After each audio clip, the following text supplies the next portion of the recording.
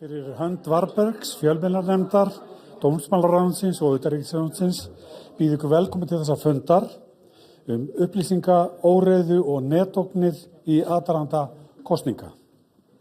Fundarefnið brýnt, við heyrum viðvaranir víða að, vegna tækniframfara æ erfiðara að sannreyna upplýsingar, vegna afla sem andstæð Vesturlöndum og samvinnu frjálsra ríkja, þá standa á okkur netógnir sem aldrei fyrr. Ríkisstjórnir nágrannaríkja, vinaríkja eru með varan á. Hér á eftir verður leita svara við því hvernig upplýsingaóreiða, áróður, netárásir og markviss erlend afskipti geta ógnað lýðræðislegum hefðum, ferlum og hvaða varnir og viðbrögð eru raunhæf fyrir Ísland.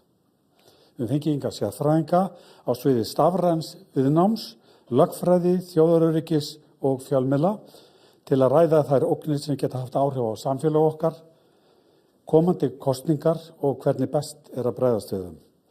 Hér á eftir verða flutt erindi, inn á milli skjótum við knöppum upptökum erlendra sérfræðinga á þessu sviði.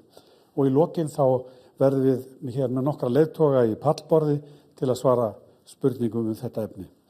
Mér langar hér að nefna í upphafi að Varberg hefur notið við undirbúning þessa fundar stuðnings frá Eivör, hæfnisetri í netöryggi á Íslandi. En fyrst vil ég bjóða í púltið Loga Má Einarsson, menningar, nýsköpunar og háskólaráðherra.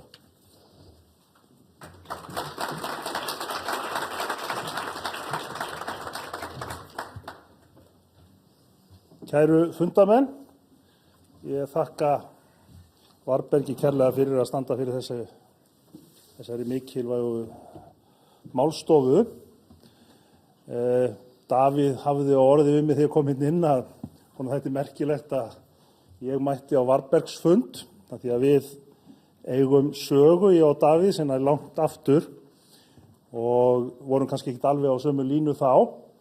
Höfum samt sem áður færst nær hvert öðrum svona þegar tímarnir líða vegna þess að breytingar á umheimnum krefjast þess að við endurskoðum okkar afstöðu reglulega og í því sambandi hef ég líklega færst nær Davíð heldur en hann mér. Ég reiknaði nú hins vegar alltaf með því að hann myndlistarmaður, það var svona það sem að mér fannst svona liggja í kortunum hjá honum á þeim tíma og ég ætlaði nú líka að verða það, en svo erum við mætt hér og þegar ég tók við þessu ráðuneyti, menningar, nýsköpunar og háskólamála fyrir rúma ári, þá gerði ég mér ekki grein fyrir því að viðfangsefnin yrði á sviði varnarmála, öðrum þræði. En það kannski merki breyta tíma að flest ráðuneyti þurfa með einum öðrum hætti að huga að vörnum og viðnámi í breyttum heimi. Því okkar borði til dæmis úrlausnarefni eins og gervigreindin. Við erum ekki bara að velta því fyrir okkur hvernig við getum hagnýtt hana, af því að þetta auðvitað tækni sem ekki valkvæð, hún ekki fyrirbæri sem unir landamærum eða tollaeftirliti, hún kemur hingað hvort sem okkur líka betur að vera. Þannig að við þurfum að finna út hvernig við ætlum að hagnýta hana, en við þurfum ekki síður að skoða samspilanar við aðra þætti daglegs lífs, persónuvernd, öryggi okkar og slíka hluti. Og hvaða áhrif mun þessi gervigreind hafa á samfélagsumræðuna? Það held ég að sé viðfangsefni sem við stöndum bara fram fyrir í dag, á íslenska tungu, á upplýsingaöflun fólks, hvernig samtíminn birtist okkur og hver stöða fjölmiðlunar sem hefur hingað til einhver svona hliðvörður okkar og öryggi í upplýsingaöflun. Ég vil ekki hljóma á dramatískur, en svörin við þessum spurningum og þær aðgerðir sem að við munum ráðast í nú eða á næstu vikum og mánuðum munu hafa líklega varanleg áhrif á stöðu lýðræðis á Íslandi. Lýðræðið hvílir á tveimur stoðum, frjálsum skoðanaskiptum og upplýstum ákvörðunum. Og það má í sjálfu sér alveg fullyrða að skoðanaskipti aldrei verið frjálsari heldur en í dag. Allir nánast, eru þáttakendur á samfélagsmiðlum og þeir geta viðrað skoðanir sínar nánast algjörlega óhindrað. En það væri auðvitað mikil mistök að horfa á samfélagsmiðlana eins og gömlu kaffistofunar á vinnustöðum eða jafnvel bara baðstofunar, þar sem að fólk gat í öruggu umhverfi rætt landsins gagn og nauðsynjar. Samfélagsmiðlarnir lúta ákveðnum lögmálum og stýra því og kannski enn frekar með hverjum deginu sem líður hvaða færslur birtast og hverjum þær birtast, hvað fer á flug og hvað fer ekki. Þannig að sumt fær einfaldlega ekkert að heyrast í baðstofum nútímans á meðan á öðrum sem þar inni rétt gjallarhorn. Og þetta auðvitað eitthvað sem við þurfum að velta fyrir okkur. Og maður spyr sig hversu frjáls eru skoðanaskipti í raun og veru ef að ákveðnar raddir, óeining og átök fá sífellt aukið vægi í umræðinni. Og ég var bara áðan í ráðuneytinu á fundi með fjölmiðlanefnd og Netvís, þar sem ég fékk niðurstöður sem þau væntanlega munu kynna á eftir, sem að svona fær mann allavega til þess að álykta að þessi nýja tækni, þessi hraðall, þessi valkvæða ákvörðun stórfyrirtækja, hvað birtist ekki, að tvístra okkur, að færa okkur frá hverju öðru. Eitt það þegar að ágreiningurinn breikkar á milli þess sem að stundum hefur kallað vinstri og hægri. Hins vegar það sem við sjáum í neðri eldhúsápunum þar sem að verið að fara að byggja dýpri og breiðari gjá milli stelpna og stráka, kvenna og kalla, þá erum við þetta komin í býsna flókin og erfiðan veruleika sem við verðum að takast á. Þannig að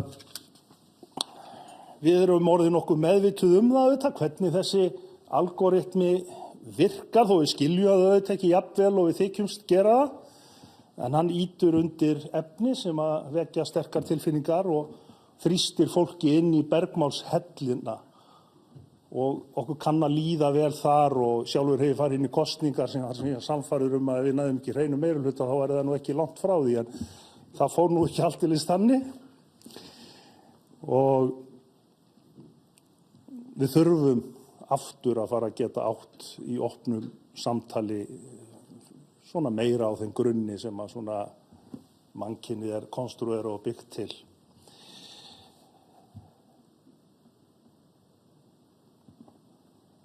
Þessi tilkoma gervigreindar, hún hefur opnað með öðrum orðum alveg nýja vídd inn í alla umræðu upplýsingaóreiðu og það bókstaflega erfitt að taka skrifuðum texta ekki með fyrirvara. Við erum vön því að geta treyst því sem gefið út á bók eða jafnvel blöðum, en þannig það ekki lengur og jafnvel það sem fyrir augu ber ekkert endilega í hendi heldur.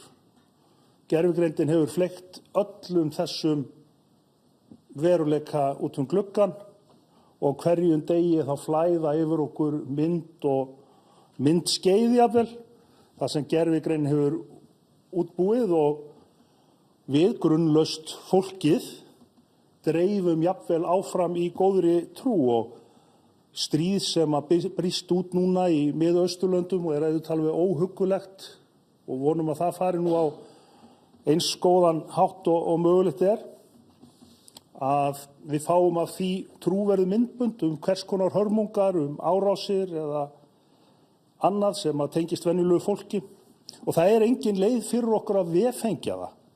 Og jafnvel þegar svona vönduðustu fjölmiðlum tekst að sannreyna myndskeiðin og koma fram með réttar upplýsingar, þá hefur lygin ferðast hálfan hnöttinn og sannleikurinn ennþá að reima á sig skóna og skaðinn skeður. Og þessi tækni auðvitað, eins og við öll sjáum, alltaf að verða sífellt fullkomnari og fullkomnari. Hraðinn að verða meiri og meiri. Veldisvöxtur auðvitað bara fyrirbæri sem að mjög fá okkar áttum okkur svona algjörlega á þó við svona skiljum svona það bil, hvað hann snýst. Og ég held við þurfum að búa okkur undir að þessi þróun mun bara ágerast. Og ég ætla nú bara að segja það inn í þennan hópa, það er auðvitað hálf óþólandi og erfið tilhugsun að geta varla að opna samfélagsmiðla án þess að þurfa að spyrja sig spurningarinnar, er þetta gert í gervigreind, er þetta raunverulegt áður að drega úr ályktun, en það er auðvitað eitthvað sem við þurfum bara að fara að venja okkur á. Staðan er þó töluvert verri víða annars staðar, því að stórveldin eru nú farin að sjálfa að beita gervigreindin markvisst í upplýsingarhernaði, gagnvart sínu eigin fólki, gagnvart öðrum ríkjum jafnvel. Við sjáum þetta glöggt í Úkraínu, þar sem að Rússar eru meðvitað að beita meðal annars gervigreindatækninni til þess að menga umræðuna en ekki síður til þess að grafa beinlínis undan trú fólks á sjálfum sannleikann. Og það er auðvitað eitt að takast á við málefnalega staðreyndir sem að við erum vön og viljum gera og eigum að hvetja til. En það er allt annað þegar enginn veit hverjar hinnar raunverulegu staðreyndir eru eða hvort þær séu yfir höfuð til. Þannig að frjálskoðanaskipti upplýsar ákvarðanir og þær tvær stoðir lýðræðisins sem ég nefndi áðan, þær eiga bara verulega undir högg að sækja vegna samspils samfélagsmiðla, upplýsingahernaðar og nú síðast gervigreindar. Og þetta eru atriði sem hvert og eitt ríki verður að vera búið undir og við hér erum auðvitað ekkert undanskilin. Og nú þegar við horfum fram á mikilvægi þjóðaratkvæðagreiðslu framhald viðræðna við Evrópusambandið á næstu mánuðum, þá eru auðvitað alveg viðbúið að augu heimsins beinist að Íslandi. Við erum tiltölulega einsleitur hópur, einangraður, lítill, þannig að við erum alveg prýðilegu sandkassi fyrir ýmsa að leika sér í. Og ég held við þurfum að búa okkur undir þetta. Við þurfum að gera miklu betur en sumpart höfum við líka alveg verið á varðbergi, bæði varðandi auðvitað tungumálið okkar en líka kosti og galla tækninnar. Og ég var í síðustu viku á svona alþjóðlegri gervigreindaráðstefnu í Indlandi, þar sem voru fulltrúar 100 og eitthvað ríkja. Mikilvægt að það var haldið í Indlandi af því að á suðurhveli jarðar þá það bara ein birtingamynd gervigreindar án stjórnunar að hún mun bara auka bilið á milli ríkra þjóða og fátækra þjóðra og ríkra einstaklinga og fátækari í samfélaginu. Þannig að við þurfum að tryggja það að allir hafi aðgang að henni. En ég held að við þurfum að taka mjög alvarlega í rauninni með hvað hætti við búum okkur undir þær svona mikilvægu atkvæðagreiðslur sem eru framundan og ég held að báðar hliðar málsins hljóta að vera sammála það. Við getum ekkert komið í veg fyrir þróun tækninnar og við getum kannski ekki orðið svona stærstu leikendundina við að þróa nýju tæknina, en við getum kannski orðið ákveðin fyrirmynd þegar kemur að því hvernig á að nýta tæknina. Og mér fannst gott á þessari ráðstefnu að það samhljómur fyrir því sem við höfum haldið á lofti, að hún ætti að byggja á þeim gildum sem að Ísland, Norðurlöndin og Evrópa heilt yfir hafa fylgt sig Það er lýðræði, það er jafnrétti og við þurfum að tryggja að þessi nýja tækni leiði til það sem stundum hefur verið kallað í baráttunni við loftslagslínuna. Hún þarf að tryggja réttlát umskipti. Það þurfa allir að vera við borðið. Og ég held að það sé ekki nein tilviljun að nánast allir þeir fundir sem að ég hef sótt núna á síðasta ári með oftast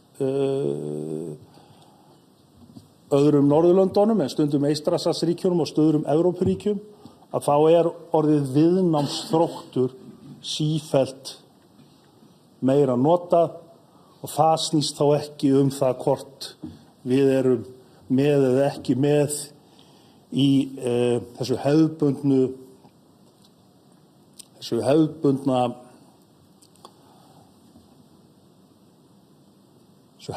vörnum, getum við orðað það, heldur ekki síður þegar kemur að þessum fjölþótta ógnum sem ekki síst eru á sviði gervigreindar, upplýsingar, óreiðu og falsfrétta. Á síðustu mánuðum höfum við kynnt ýmsar aðgerðaáætlanir og 2 sem tala beint inn í þessa þróun sem við sjáum allt í kringum okkur. Sú fyrri aðgerðaáætlun gervigreind þar sem við beinum sjónum okkar sérstaklega að því að treysta öryggi lýðræðislegra innviða gegn hvers konar áróðarstækni og utanaðkomandi afskiptum af kosningum sem ég ræddi hér áðan. En síðari aðgerðaáætlun fjölmiðla sem ég ætla að fullyrða að hafi líklega aldrei verið mikilvægari heldur en einmitt í dag. Ritstýrðir fjölmiðlar sem einsetja sér að því að komast til botns í málum, leita sannleikans, upplýsing almenning, sýna aðhald, auðvitað langsterkasta brjóstvörn lýðræðisins. Og það hefur ekkert breyst með breyttri tækni nema síður sé, allir þetta sé ekki enn mikilvægara núna þegar þeir eiga undir högg að sækja. Og þess vegna mjög mikilvægt að við tryggjum þeim sem best rekstrarskilyrði. Núna þegar að gervigreindin og samfélagsmiðlar eru farnir að grafa undan hefðbundnum fjölmiðlum með margvíslegum hætti. Ekki aðeins með að skrapa upp efni og stela frá fjölmiðlum og miðla, heldur líka eru áætlanir að þessi nýju gervigreindamódel fara að selja auglýsingapláss og taki þá líka mjög sterka stöðu á vettvangi þar sem að íslenski fjölmiðlar hafa haft mikið að sækja og það hefur verið mikilvæg tekjulind þeirra. En að lokum þá langar mig að nefna, því ég nefndi nú Netvís áðan sem að mun birta örugglega áhugaverðar upplýsingar heldur en ég kem hér fram með, eitthvað sem að ég held að við hefum virkilega að vera vakandi fyrir. Ég vil bara undirstrika stuðning okkar við Netvís sem að miðar að því að efla upplýsinga og miðlalæsi almennings með leiðbeiningum, með fræðsluerindum og með vitundarvakningar herferðum. Verkefni á vegum fjölmiðlanefndar og hluti af lögbundnu hlutverki hennar. Á þessu ári eru til dæmis á þeirra vegum að fara af stað borgaraleg samtöl á vegum Netvís við viðkvæma og jaðarsetta hópa þar sem saman fara fræðsla, skemmtun og við munum vonandi fá að heyra betur af þessu og eftir. Þessar aðgerðir okkar í ráðuneytinu eru mikið að skref í átt að sterkara lýðræði og að varðveita lýðræðið sem að býr við upplýsingaróreiðu og upplýsingarhernað. Ég held að við getum alveg fullyrt það. Við stöndum andspænis slíkum hlutum. Við með öll þessi mál í stöðugri vinnu, við þurfum stöðugt að vera að bregðast við. Við að vinna með tækni sem að þróast alveg gríðarlega hratt og sama tíma siðvitið okkar ekki á hraðri leið uppálið, mestalagi í línulegri vegferð. Þannig að þetta allt mjög flókið. En mikilvægasta skrefið af þessu öllu nú samt að eiga fleiri samtöl eins og þetta hér í dag, að efla vitundarvakningu og hvetja til fleiri slíkra funda. Beita okkur fyrir opinni og lýðræðislegu umræðu í samfélaginu allt land og ekki síður á vettvangi fjölmiðla og fræða þær stafrænu ógnir sem að almenningur stendur andspænis og óprútnir aðilar eru sífellt flinkari að nýta sér. Við heyrum sífellt fréttir að því að það eru ákveðnir hópar sem eru undir ógnum, peningum stolið að gömlu fólki á meðan að öðrum ógnum beint á okkur sem á miðjumaldri og svo eru unglingarnir auðvitað fyrir allt annars konar árásum.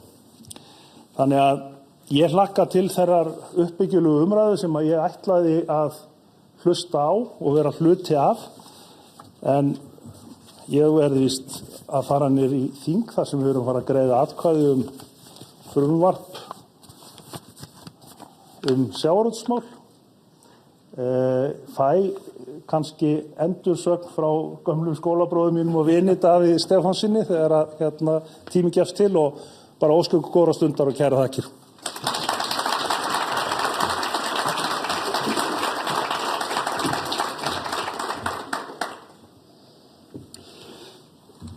Þakkar áðuranum. Næst heyrim við huglæðingar frá Karl Hýð, en hann sérfræðingur í stafrænum viðnámsþrótti hjá stofnun sálræn varnarmál í Svíþjóð. Hýð sænskur sérfræðingur og yfirrannsakandi og teymistjóri í stafrænum viðnámsþrótti hjá RISE, en það ríkisrekið sænskt rannsóknarsetur sem sameinar fjölda, vísinda og tæknistofnana til að styðja við nýsköpun og öryggi og samfélagslega þróun. Hýð starfar með sænsku varnarmálastofnuninni við rannsóknir og fræðslu á sviði upplýsinga, ógna og lýðræðis í stafrænum heimi.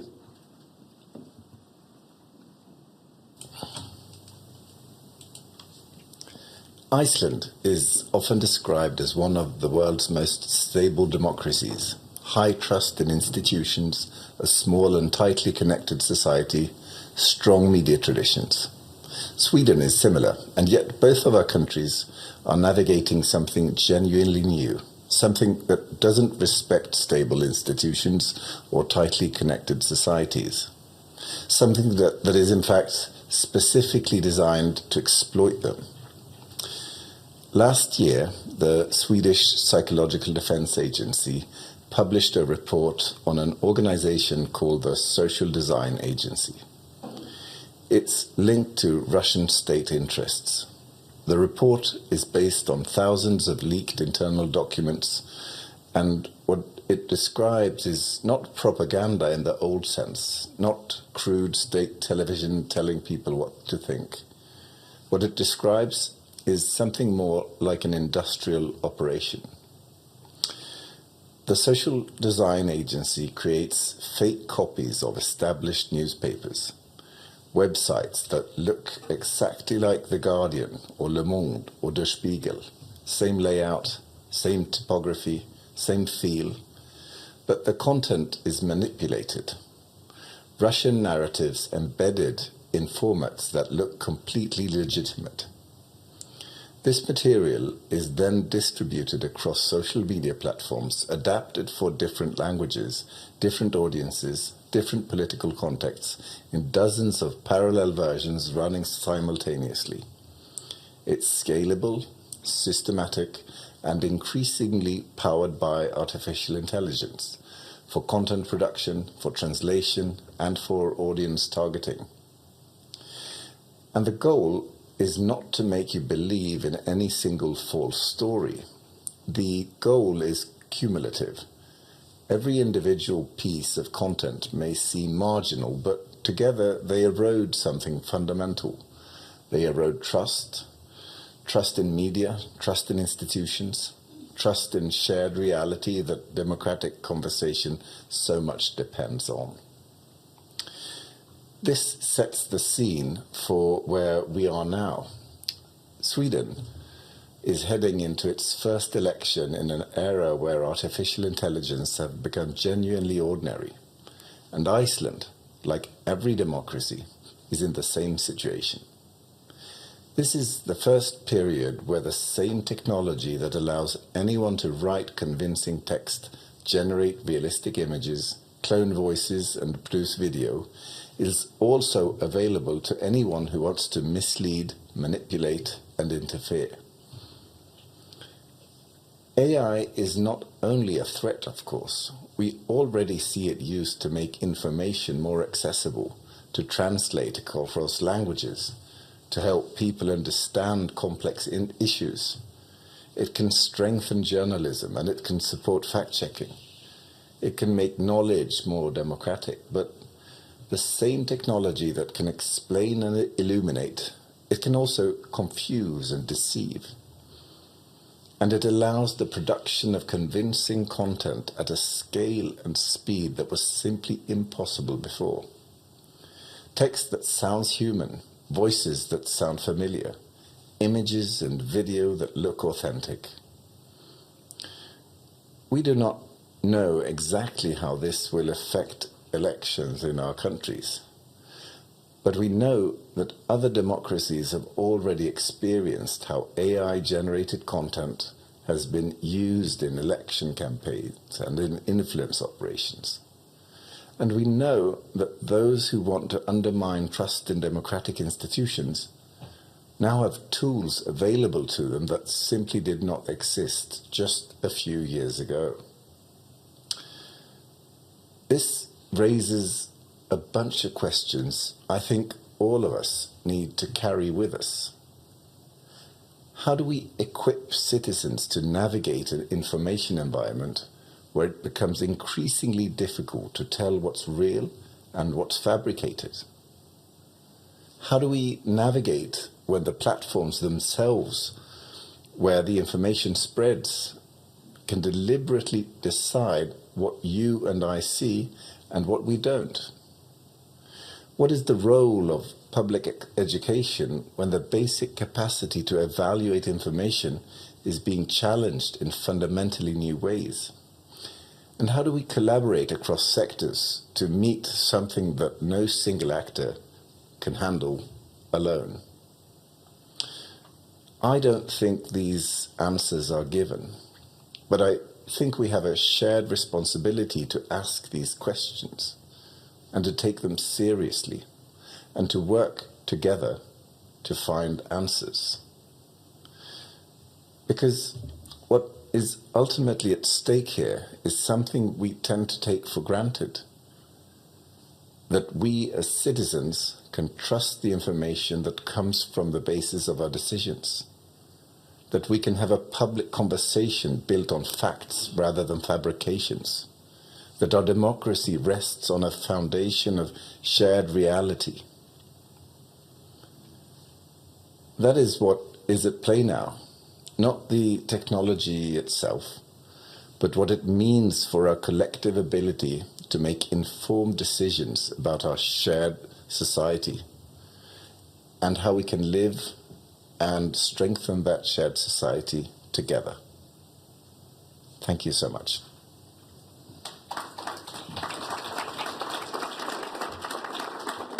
Þakkum hýð fyrir. Næst vil ég bjóða Láru Herborgu Ólafsdóttur lögmanni og sérfræðingi í tækni og fjarskiptarétti hingað í púltið. Lára Herborg lögmaður og meðeigandi á Lex lögmannastofu, þar sem hún meðal fremstu sérfræðinga landsins í tæknirétti, hugverkarétti og persónuvernd. Hún starfar einnig á sviðum fjarskiptalögfræði og gagnaréttar með sérþekkingu á stafrænum innviðum, gagnanotkun og regluverki nýrrar tækni. Lára.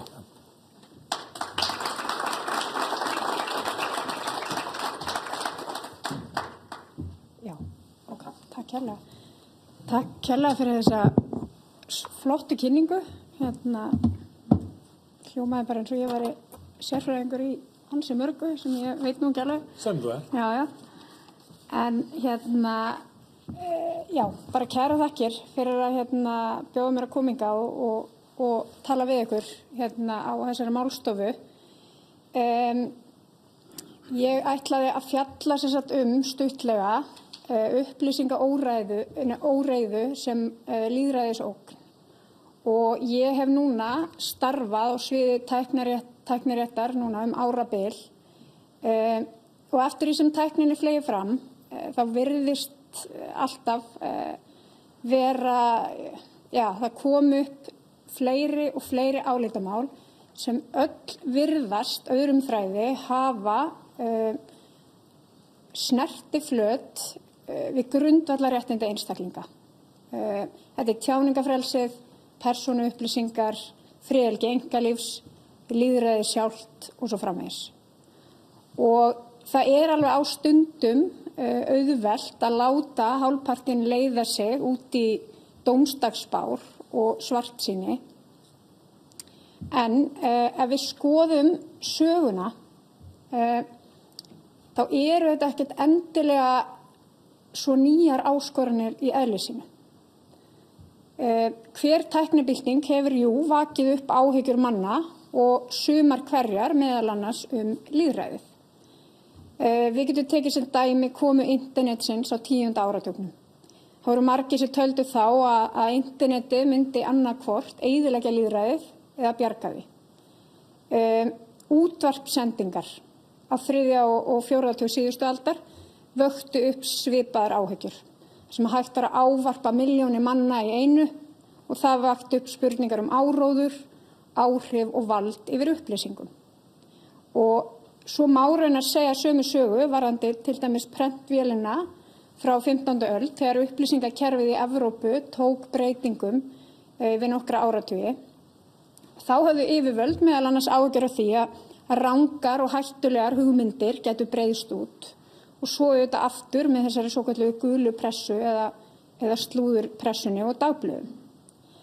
En sagan, hún raunar sýnir okkur að ný miðlunartækni, hún hefur alltaf valdið bæði spennu og áhyggjum, en áskorunin sem við stöndum kannski frammi fyrir í dag er að hraðinn, umfangið og sjálfvirknin er mun meiri heldur en nokkru sinni fyrr.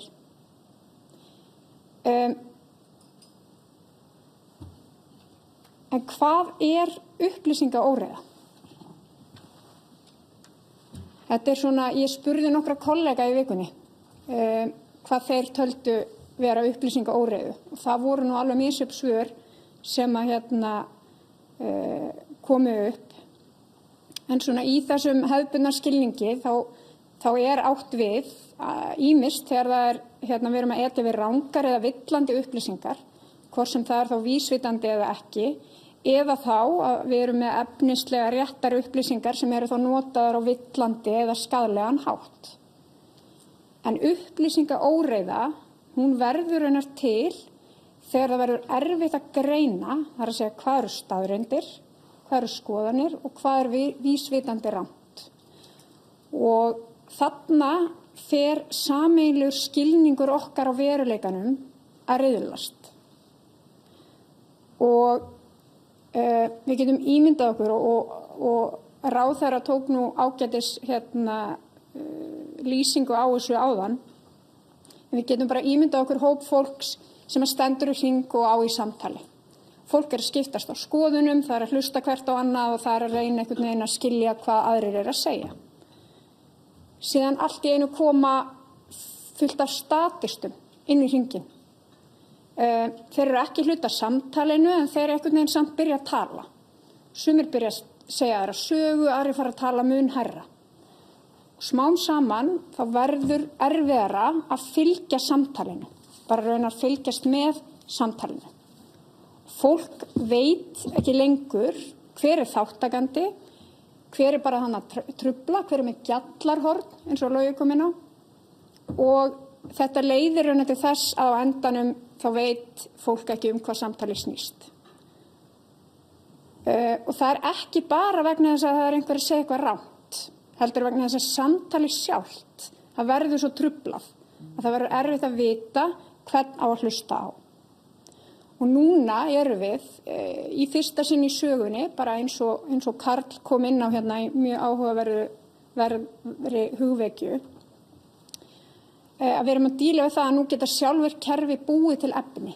Við geta dreift í til milljónir manna og jafnvel tekið þátt í umræðu án þess að við vitum að hvort við séum að tala við aðra mannesku eða ekki. Og þetta leiðir okkur að þessari spurningu sem að mér langar svolítið að ræða henni í dag. Það er hvernig verjum við samfélagið gegn skipulagðri upplýsingaóreiðu án þess að grafa undan tjáningafrelsinu sem að raunar samfélagið byggir á. Vegna þess að við megum ekki hamla óvinsælum skoðunum, en þess að þær eru líka mjög mikilvægar í lýðræðislegu samfélagi. Þá er spurningin, því nú er ég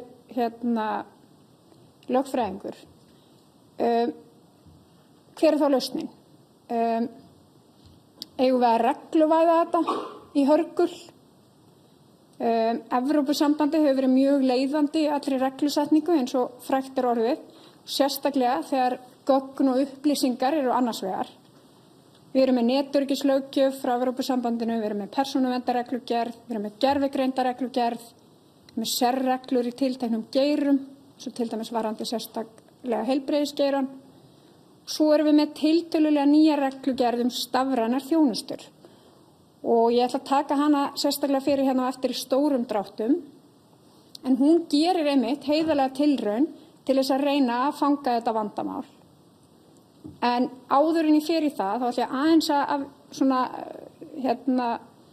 fara yfir það að það hafa margir gagnrýnt þetta reglufargan, eins og við getum kannski kallað það frá Evrópusambandinu, og telja að þetta sé of mikið og of flókið. Og ég get alveg að vissu leyti skilið það og tekið undir það á ákveðnu leyti, en það er samt sem áður mjög mikilvægt að staldra samt sem áður við þessar grundvallar ástæður sem búa að baki flestum þessum reglum og lagabálkum sem að hafa það hlutverk að reyna að smíða einhvern ramma utan tækni, gögn og upplýsingar. Og það er ákveðin rauður þráður í þessu regluverki, svona í einföldu máli, þvert á lagabálka, og þessi rauði þráður lítur að því að standa vörð grundvallar réttindi einstaklinga. Þannig að ef við veltum fyrir okkur hvers vegna, þá er það einfaldlega staðreynd að reglurnar eiga sér djúpar sögulegar skýringar og einkum frá síðari heimsstyrjöldinni og afleiðingum hennar. Og við þurfum nú kannski ekki að fjölyrða neitt mikið það, en á stríðsárunum og í aðdraganda þeirra þá leiddi óheft eftirlit, kúgun og vald ríkja til hreinlega einhverja verstu kafla mannkyns sögunnar.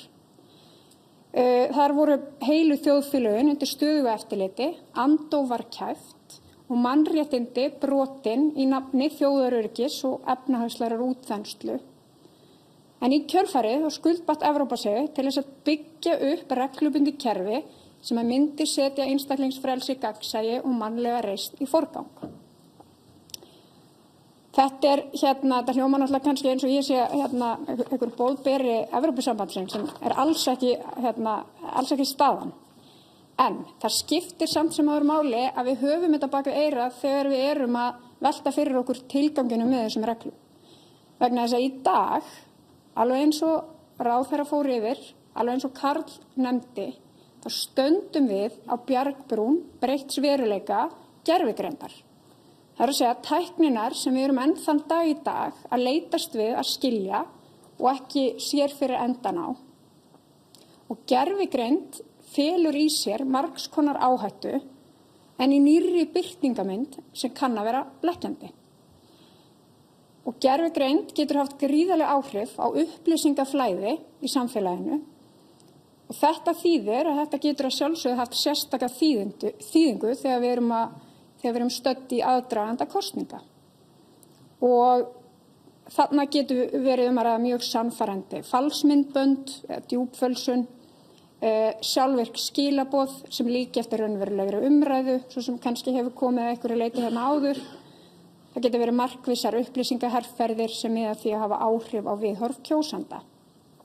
Og jafnvel þótt að upplýsingahernaður sé ekkert einhvern veginn nýr af nálinni í heimssögunni, þá er mjög auðvelt að sjá að tilkoma gervigreindar getur leikið þarna stórt hlutverk. Og það er einmitt í þessu samhengi sem að reglugerðin stafrænar þjónustur er sett fram. Markmiðið er vissulega göfugt. Ætlunin er ekki að stjórna því hvað fólk má segja, heldur að tryggja ákveðna leikreglur fyrir kerfi sjálft. Þannig að, það var hægt að segja, lýðræðislegt samtal geti áfram átt sér stað á svona með einhverjum reglu föstum, traustum grunni. Menn virðast að minnstakosti vera að reyna að skilgreina ramma án þess að ætla sér að hafa áhrif á skoðanir. Það er í grundvallaratriðum þessi markmið sem að flestir og flest okkar vilja ná. En hvað felst í þessum reglum? Það er náttúrulega bara tímans vegna, kannski ekki tækifæri til þess að fara á dýptina. En þetta er svona kannski þyrlusýn yfir svona þessar breiðu strókur sem að regluverkinu er ætlað að taka á. Þetta á að vera eitthvað svona rammi utan kerfið. Það eru skilgreindar mismunandi tegundir þjónustu. Það er kveðið á ákveðna kvaðir og skyldur sem að aukast á eftir stærð og áhrifum. Og þarna undir eru þessir netvettvangar eða stafrænir vettvangar eða online platforms Síðan eru sérstaklega tilgreindir þessir stóru netvettvangar, very large online platforms sem að lúta þá auknum skildum. Þarna undir er skylda á þessa aðila og nú ég kannski að taka út fyrir sviga þessa helstu stóru aðila sem við flest þekkjum og notum mörg hver bara daglega, að það eru ákveðnar gagnsæiskröfur þar sem að aðilar eru skyldaðir til þess að birta upplýsingar efnisstjórnun. Þeim ber skylda til þess að útskýra hvernig reiknirit forgangsraða efni hjá notendum. Það að segja að þú þarft að útskýra helstu forsendur sem ráða þessari forgangsröðun. Það þarf að tilgreina hvort að prófílgreining sé viðhöfð og ef að þú ert stór þjónustuveitandi í þessu skyni þá þarf að bjóða upp á að minnstakosti leið til þess að notandi geti komið sér hjá því. Það þarf að gefa notendum raunhæfan möguleika á að breyta forgangsröðum. Það þarf að vera gagnsæ í auglýsingum, hver borgar eru þær í pólitísku skyni og svo framvegis. Það þarf að framkvæma reglulegt áhættumat og nú veit ég þetta er vona ég sé ekki að missa ykkur, þetta er orðið mjög svona þungbært í vöfum að einhverju leyti, en já, það þarf að framkvæma reglulegt áhættumat þar sem þarf meðal annars að kortleggja áhættuna sem lýtur meðal annars að grundvallarréttindum, lýðræðislegri umræðu og kosningaferli, almannaöryggi, dreifingu ólögmæts efnis og svo framvegis. Ef það kemur upp einhver raunveruleg áhætta þá er skylda til þess að grípa til aðgerða. Þetta eru bara skýrslur sem þarf að afhenda eftirlitsstjórnvaldi, ríki tilnefna eftirlitsstjórnvöld, en varðandi þessar stóru netvettvanga þá er það framkvæmdastjórn Evrópusambandsins sem sinnir því eftirlitshlutverki hvað þá varðar. Síðan kveða reglurnar á afar háar sektarheimildir. Og þessi reglugerð hún hefur tekið gildi innan Evrópusambandsins. Hún er enn í skoðun innan EES, þannig að við höfum ekki innleitt hana, en það liggur fyrir að svo verði þegar þar að kemur. En ég hjó eftir því eins og í erindinu frá Karl að hann talaði einmitt þetta að við sem samfélag við þurfum einhvern veginn að hafa skilning á því hvernig þessar algoritmar virka, af hverju við erum að sjá þessar upplýsingar sem að berast okkur og svo framvegis. Þetta er svona að minnstakosti gerður reki að því að nálgast þessar áhyggjur í þessu regluverki. En þá er spurningin, eru við þá bara vel sett? Eru við þá bara búin að leysa þetta? Getum við bara að drífa okkur í að innleiða þetta og fara að slaka á? Eins og ég kom inn á áðan, þá erum við með við erum að hafsjó af reglum sem eiga auðvitað til viðbótar við þetta regluverk að stuðla auknu öryggi. Við erum með netöryggislöggjöf sem skiptir gríðarlegu máli þegar meðal annars þjóðaröryggi er annars vegar. Svo erum við með persónuverndarlögin sem vernd okkur líka að miklu leyti, til dæmis hvaða upplýsingum er safnað okkur, ef verið að gera persónusnið, áhætta í tengslu við sjálfvirkra ákvarðana tökur og þess háttar. En varðandi þessar reglur allar. Nú var ég að koma inn á rauða þráðan áðan og svona teikna upp þá mynd að þetta er allt saman gert með það markmiði að tryggja grundvallarréttindi einstaklinga. En við þurfum samt sem áður líka, og við getum eiginlega ekki horft fram hjá því, að ákveðnar hættur geta skapast samhliða af svona miklum regluþunga. Þannig að nú ætla ég að venda kvæði mínu í kross.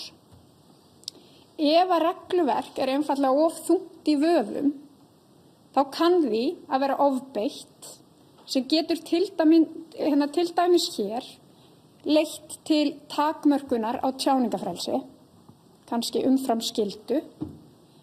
Það sem hefur verið gagnrýnt til dæmis við þessar reglur að þarna sé einhvers konar úrskurðarvald tjáningar komið í hendur stafrænna þjónustuveitenda. Þeir vilja kannski forðast sektir eða áhættu og geta þannig freistast til þess að fjarlægja efni umfram skyldu. Við erum að reka okkur allhressilega á þetta með persónuverndarreglugerðina. Það sem verið hreinlega að ofbeita reglunum og það virðist stundum bara vera mikill misskilningur inntak og markmið þeirra reglna. Það er rauninni bara allt bannað af því það er vinnsla persónuupplýsinga. Jafnvel þótt að slíkt sé á engan hátt til hagsbóta fyrir einstaklingin. Þar með einhvern veginn öllu snúið á hvolf.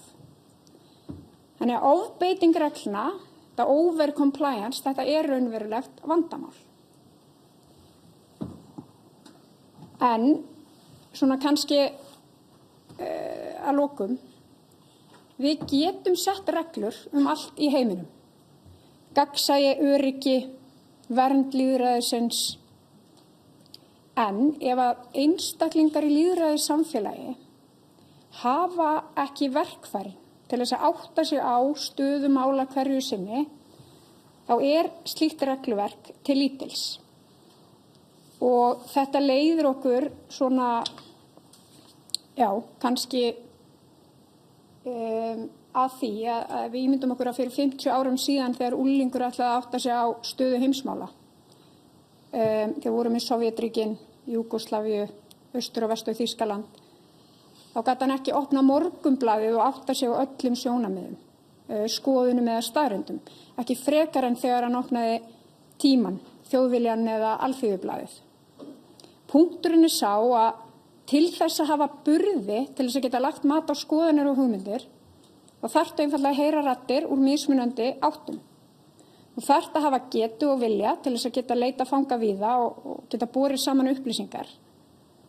Og án þess, og þarna kannski snerti aðeins á því sem að Karl kom inn að hann í lokin, að án þess að ætla að gera lítið úr því, þá megum við ekki heldur ofmeta vandann sem að lítur að tækninni.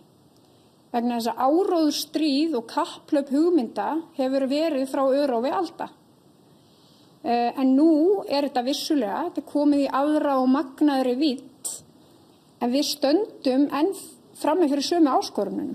Það er að segja, hvernig ætlum við sem samfélag að aðlagast breytingunum? Efla samfélagssiglu. Og það hlýtur einfaldlega að hefjast heima fyrir og á grunnskólastiginu. Það ekki hægt að setja þetta alfarið í hendurnar á ríkisstofnunum. Og vissulega þurfi þar að stíga upp og gegna mikilvægu hlutverki. Þetta þarf að vera samþætt allstaðar í kerfinu. Og mörg ríki hafa komist að þeirri niðurstöðu að besta vörnin gegn upplýsingaóreiðu sé ekki gegnum reglur, heldur borgara sem hafa færnina til þess að greina upplýsingar. Þess vegna hafa lönd eins og Finnland og Eistland og Svíþjóð enda líka lagt mikla áherslu á fjölmiðlalæsi og gagnrýna hugsun í menntakerfinu. Finnland hefur verið talið leiðandi að þessu leyti og það nú kannski ekkert skrítið.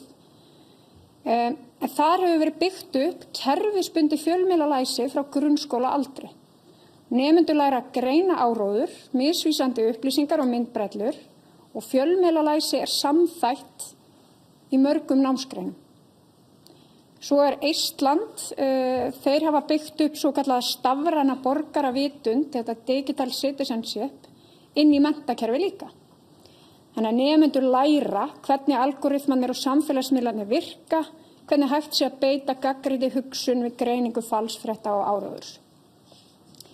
Þjóðaröryggisráð hefur vissulega rutt brautina fyrir umræðu þessi mál hérlendis síðastliðin ár, meðal annars í því skyni að styrkja lýðræðislega umræðu og lýðræðislegt áfallaþol. Og eins og Logi kom inn á, þá fjölmiðlanefnd líka ætlað að lögum að efla upplýsinga og miðlalæsi og hefur meðal annars sett á laggirnar netvís eins og komið var inn á áðan. En það hins vegar alveg ljóst að lausnin, hún liggur ekki í reglum eða að koma ábyrgðinni að þessu leyti yfir á einhvern einn aðila. Heldur verðum við að tryggja það einhvern veginn með einhverjum hætti að einstaklingarnir í samfélaginu skilji áhættuna, tilengi sér ákveðna færni til þess að skilja, greina og meta hana. Þetta svona það sem að maður óttast örlítið og kannski eitt dæmi þegar Facebook ætlaði að byrja að nota notendagögn til þess að þjálfa gervigreind. Þá kom einhver tilkynning þennan dag, þá þurfið þið að vera búin að fara inn í stillingar og hvernig þetta allt saman virkar og persónuvernd gaf út einhverja yfirlýsingu og þetta var bara ekkert rosalega, þetta gekk ekkert rosalega smoothly, getum við orðað.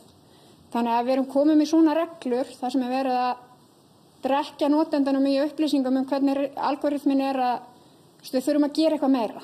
Það þarf að tryggja það að einstaklingarnir raunverulega skilji það sem er í gangi. Þannig að ég ætla að enda þetta á þessum prýðilegu orðum, en annars þakka ég bara fyrir mig.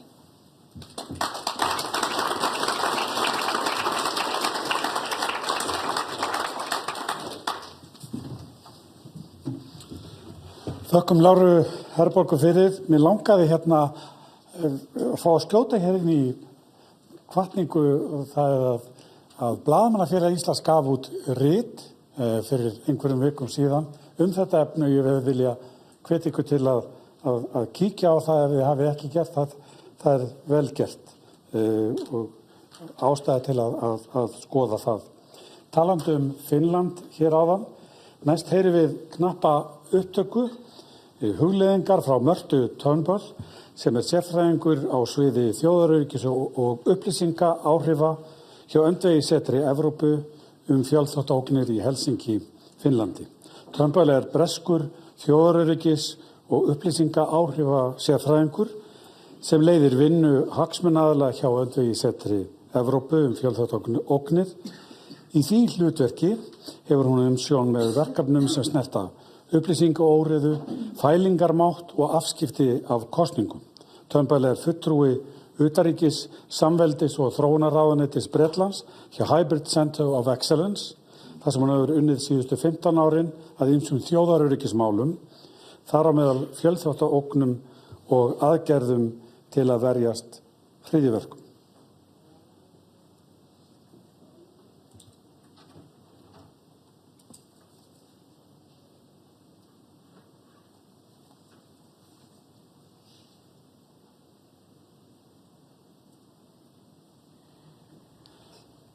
Hello, my name is Martha Turnbull, and I'm the Director of Hybrid Influence at the European Centre of Excellence for Countering Hybrid Threats, based in Helsinki, Finland. At the Hybrid COE, our role is to support EU and NATO countries to better understand and protect against hybrid threats. We work closely with policymakers across 35 countries, plus the EU and NATO as organisations, to do this. But we also work closely with academics, researchers, journalists, NGOs and CSOs to better understand the hybrid threat environment and connect this to policymaking discussions.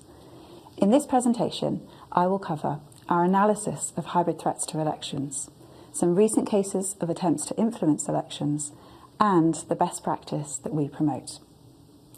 So firstly, why is it important to protect elections?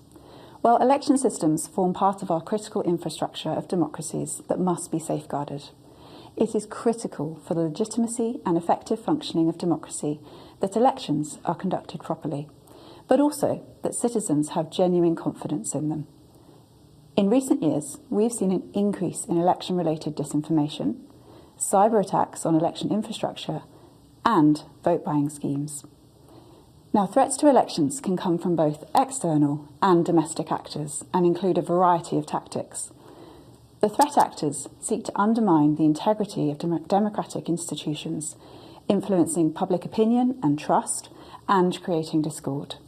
This includes hack and leak, cyber operations, covert social media campaigns, and amplifying pre-existing local disinformation narratives.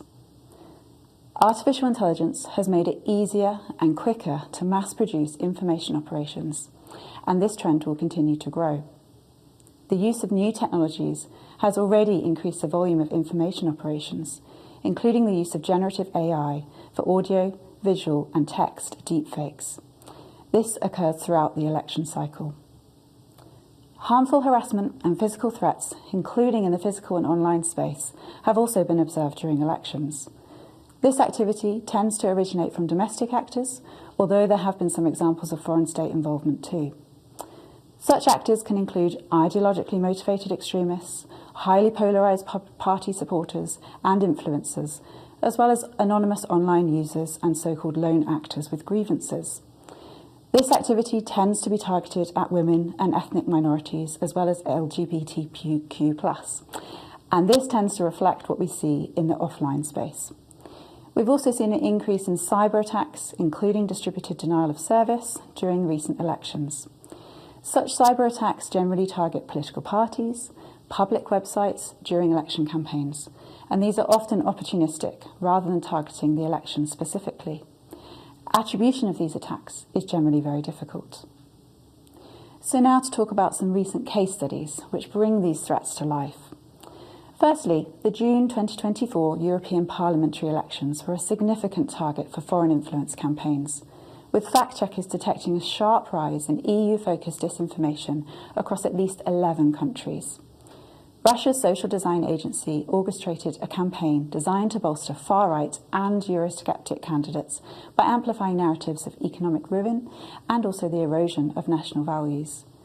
This campaign was in part executed through the sprawling doppelganger network, which leveraged cloned media websites and established influence networks to inject pro-Kremlin disinformation into the European information ecosystem.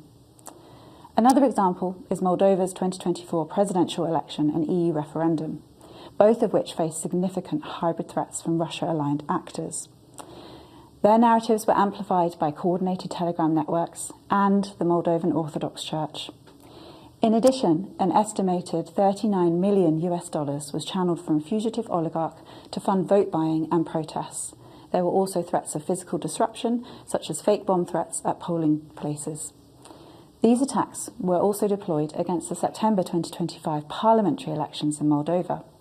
Activities here included a widespread disinformation campaign, large-scale illicit financing to buy votes and fund pro-Russian parties, as well as the use of compromising material to pressure officials and the recruitment of the Moldovan diaspora to travel and vote. Significant investment in countermeasures from the Moldovan authorities, the EU and allied countries ensured that many of these hybrid threats were mitigated ahead of the election day. Actions included arrests of a network linked to Russia's intelligence services, engagement with social media companies, and the deployment of the EU Hybrid Rapid Response Team and the EU Cybersecurity Reserve, which was the first ever activation of the EU's Cyber Rapid Assistance Mechanism. So how do we tackle all of these threats when they seem to be growing so rapidly? At the Hybrid COE, we promote a 9-step programme to mitigate against threats to elections. More details are available in a publication on our website, but the 5 key points that I want to talk about today are as follows. Firstly, the importance of a strong and evolving legal foundation to tackle all elements of hybrid threats to elections. This requires regular review. Secondly, states should seek to identify weaknesses in their system and implement measures to strengthen resilience through a whole-of-society approach. Conducting regular exercises to test their response mechanisms is also really important. Thirdly, proactive communication with the media, politicians, civil society and voters is critical. This information must be accurate and reliable.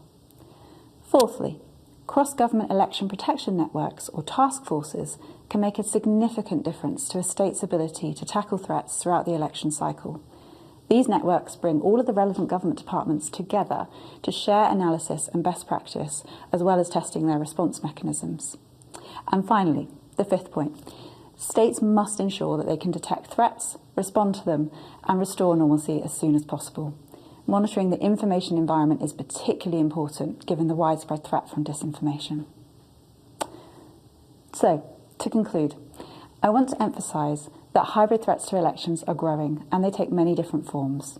To tackle this problem effectively, we need to think further and wider. Election protection is much more long-term and a whole-of-society project than many like to think. Election protection measures should exist throughout the entire electoral cycle, involve all of the relevant government agencies as well as wider society. And by working together, we can increase our collective resilience to our democracies. I want to thank you for this opportunity to speak to you today, and I wish you all a very productive day.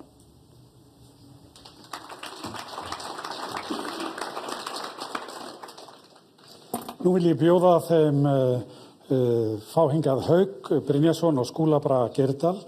Þeir Haukur og Skúli Bragi eru fjölmiðlafræðingar sem starfa hjá Netvís, Netöryggismiðstöð Íslands. Netvís landsbundin miðstöð sem annast fræðslu og vitundarvakningu og stendur fyrir rannsóknum og útgáfu skýrslna félagslegt netöryggi. Netvís starfar náið með öðrum stofnunum og félögum sem tengjast netöryggi með það markmiði að samhafa aðgerðir og valdefla almenning gagnvart netógnum. Erindi þeirra heitir Áróður og almenningur, ný rannsókn viðhorf fólks til upplýsingaóreiðu.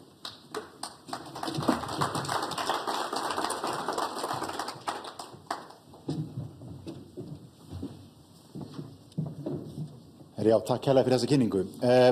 Svona fyrir ykkur sem að því við erum búin að tala mikið Netvís en sem hafið ekki heyrt okkur að þá tókum við upp þetta nafn núna í október í fyrra og vorum þar að sameina verkefni sem að við höfum verið með hjá fjölmiðlanefnd sem þá verkefnasviðið miðlalæsis, verkefnasviðið þjóðaröryggis og síðan fengum við til okkar verkefni sem tengjast SAFT.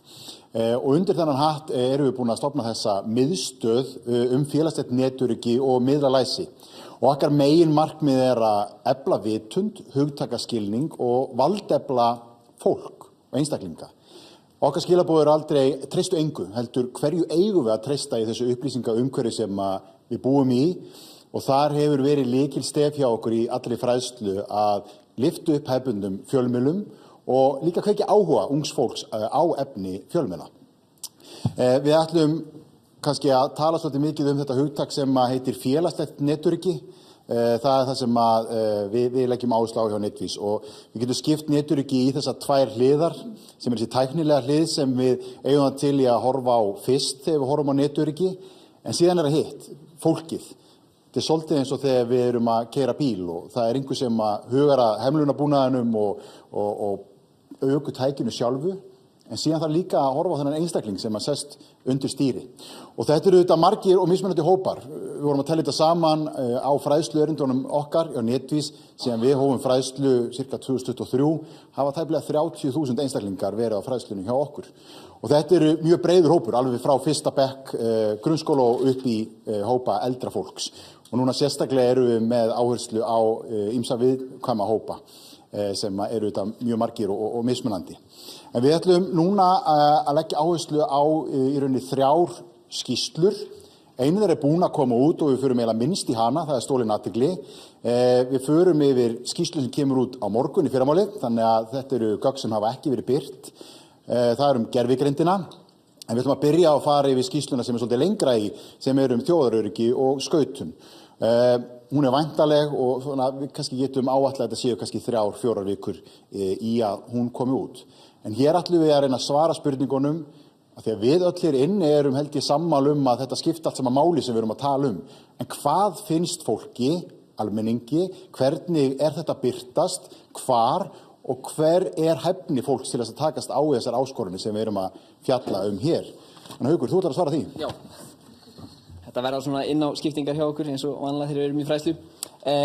Já, rétt. Markmið okkar var að fá svona aðeins meiri innsýn inn í viðhorf landans við þessum atriðum og og fórum í þessa vinnu með maskinu að senda út þessa stóru spurningakönnun og erum að gefa út þessar 3 skýrslur upp úr því. Og fyrsta sem við ætlum aðeins að fara yfir bara svona þetta einfalda. Hefur fólk áhyggjur af þessum hlutum sem við erum að ræða hér í dag? Og við spurðum einfallega, hefur þú miklar, litlar eða engar áhyggjur af áróðursherferðum erlendra ríkja hér á landi sem reyna að grafa undan samfélagslegu trausti og lýðræðislegum gildum? Mjög þjált og gott. og þarna sjáum við að það tæpur helmingur sem að segist hafa mjög miklar eða fremur miklar áhyggjur af þessu þegar hann spurður auðvitað, og svo þriðjungur sem svarar þarna í meðalagi og svo 23% sem segist hafa litlar eða engar áhyggjur af slíku.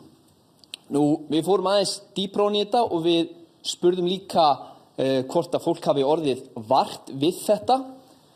Hversu oft hefur orðið var við slíkar áróðursherferðir á undanförnum 12 mánuðum? Þarna sjáum við að flestir hafa einhvers staðar, einhvern tímann á síðustu 12 mánuðum orðið varir við þetta og þarna töluvert hlutfall sem að svara nokkur sinnum í viku eða jafnvel nokkur sinnum í mánuði. Og við sjáum það þarna að það eru 76% þátttakenda sem að vildu meina að þeir hefðu orðið varir við slíkt á undanförnum 12 mánuðum. Og þá lágu þetta beinast við að spyrja hvar eru þið að rekast á þessa hluti, og það var svona eitt staður sem að skar sig dálítið út, það var Facebook. Það virðist vera staðurinn þar sem að fólk að rekast á þetta. Svo þarna Instagram og TikTok sem að kannski kemur í kjölfarið, og það var áhugavert að skoða þetta út frá aldri líka.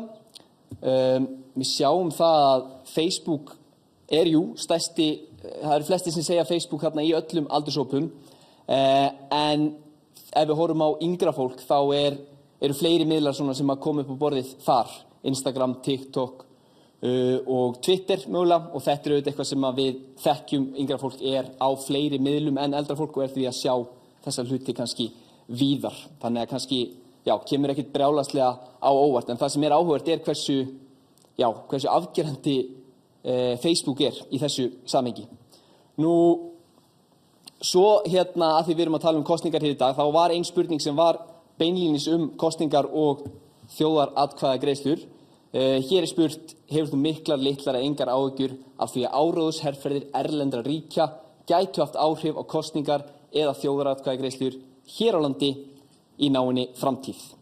Og þarna sjáum við að það óbúslega svona jöfn skipting á svörunum. Það þriðjungur sem að segist hafa miklar áhyggjur af þessu, þriðjungur sem að segist hafa í meðalagi miklar áhyggjur, og svo örlítið færri sem að hafa þá litlar eða engar áhyggjur af þessu. Og við sjáum það að það eru flestir sem að svona taka einhver afstöðu þarna í miðjunni, annaðhvort í meðalagi eða fremur miklar eða fremur litlar. Nú, en það eru þá allan, við sjáum það eru einhverjir og töluvert hluti sem að hefur áhyggjur af þessu. Nú, við spurðum líka hversu vel undirbúin ertu til þess að svona sjá í gegnum slíkar áróðursherferðir.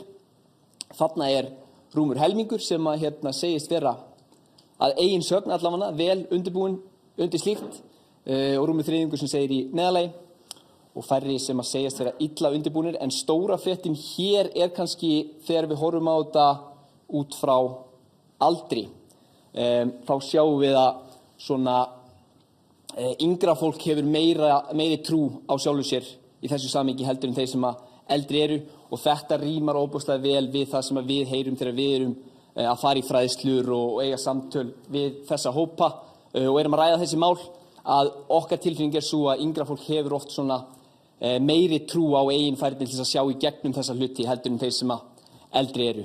Hvort sem að það réttmæt trú skal ég ekki segja. En og svo var það gervigreindin, Skúli. Já, þá tökum við aðra eina skiptingu. Sko, við erum með svolítið þunggögn hérna núna. Við tölum ekkert alltaf svona neikvætt, en við erum að reyna að svara ákveðnum spurningum og höfum takmarkaðan tíma. En við erum ekkert að móti þessari tækni þó við séum að draga fram þessar spurningar akkurat hér. Höfum við áhyggjur af gervigreindinni, svo við höldum áfram að tala með þessar áhyggjur sem fólk hefur. Og það kannski verðt að hafa í huga að þegar við höfum miklar áhyggjur af einhverju ógn frá gervigreindinni, að það endurspeglar líklega einhverju leyti eitthvað lágt sjálfstraust hjá okkur eða jafnvel ákveðna vanþekkingu á því sem við erum með í höndunum.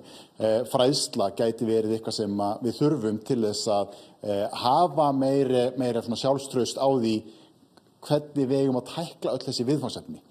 En síðan eins og Haukur nefndi að við eigum að líka til að hafa aðeins meira sjálfstraust á okkur og að greina þessar upplýsingar heldur en við síðan höfum innistæði fyrir og við förum aðeins betur inn í það hérna á eftir. Nú, þegar við erum að spyrja þessar spurninga og þetta kannski ekki eitthvað sem við erum að velta fyrir okkur daglega, hvort að við höfum áhyggjur af áróðri frá innlendum eða erlendum aðilum. En þegar við erum að spyrja þá sannarlega, jú, fólk að kveikja og hugsa, já, ég hef nú einhverjar áhyggjur af því að gervigreindin muni til dæmis auka áróður frá aðilum sem að reyna að hafa hér áhrif.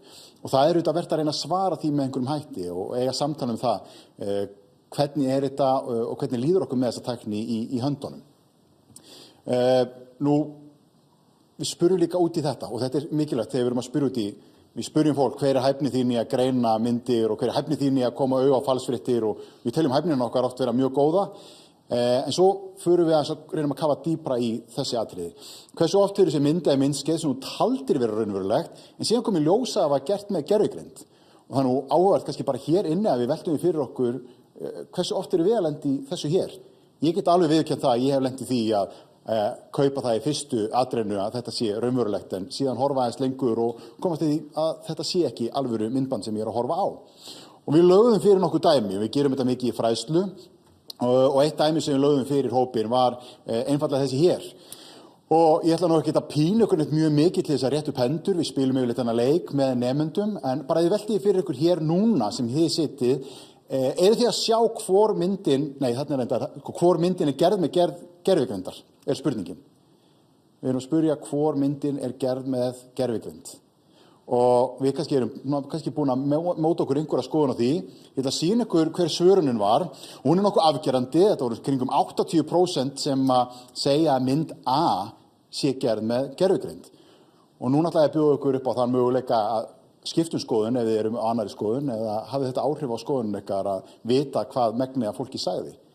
Og síðan fáum við auðvitað bara rétt svar hérna, handakahotni, og það kemur í ljós auðvitað að, já, í grunninn voru við með flestöll rangt svar í þessari spurningu.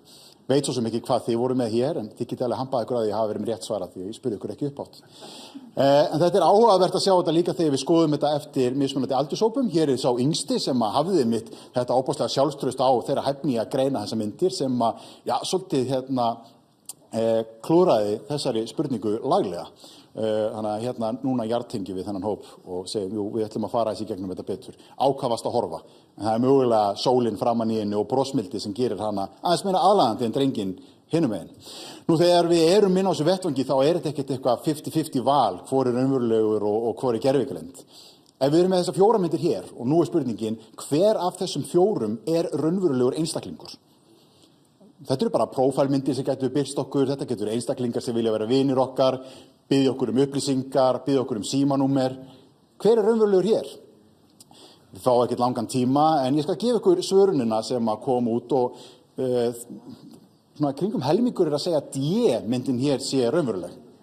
Nú veit ég ekki hvort þið eru sammála þeim og hvort við viljum mögulega hoppa á þennan vagn. Það gagnaðist okkur ekkert sérstaklega vel í spurningun áðan. Erum við sammála meiri hlutunum hér eða ætlum við að standa við okkar eigin svar? Fá rétt svar, jú, hér meiri hlutin hafi rétt fyrir sér hér í þessari spurningu. Ok, já, einhverju fagna, flott, vel gert hjá ykkur. Hvaða hópur var það?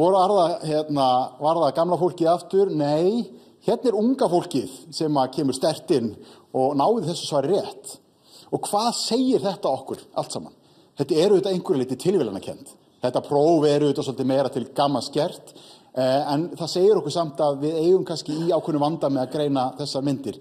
Hér voru mögulega yngsti hópurinn að horfa á augun á manninum en fjall fyrir síðan birtunni í myndinni áðan. Þannig að auðvitað grunn þátturinn í þessu öllu saman, ég veit ekki hversu vel þið stóðu okkur, en þurfum við eitthvað gervigreindar-læsi, þurfum við að ræðum þetta, þurfum við að efla þessa þætti og þetta er klukkutíma erindi sem að Netvís er með í boði. Og jú, þetta hérna, ég er nú sammála hérna meirihlutanum hér, við þurfum meira gervigreindar-læsi. Við erum alveg að vera búin með tíman okkar, Haukur. Kóttu eldsnögt inn á lokapunktin, við erum að fara að koma í bombuna. Ég veit að það er nefnilega þannig að sko, þetta er skýrsla sem við gáum út í janúar, þannig að ég vona að séu allir búin að lesa hana, þannig við viljum ekki að fara mikið út í hana, en það er eitt sem við viljum benda á í þessu samhengi og það var spurning hér, hversu oft hefur þú rekist á efni, færslur, myndir, myndbönd eða mím á netinu sem innihélt hatursfullar tilvísanir í garð einhverja hópa síðastliðna 12 mánuði.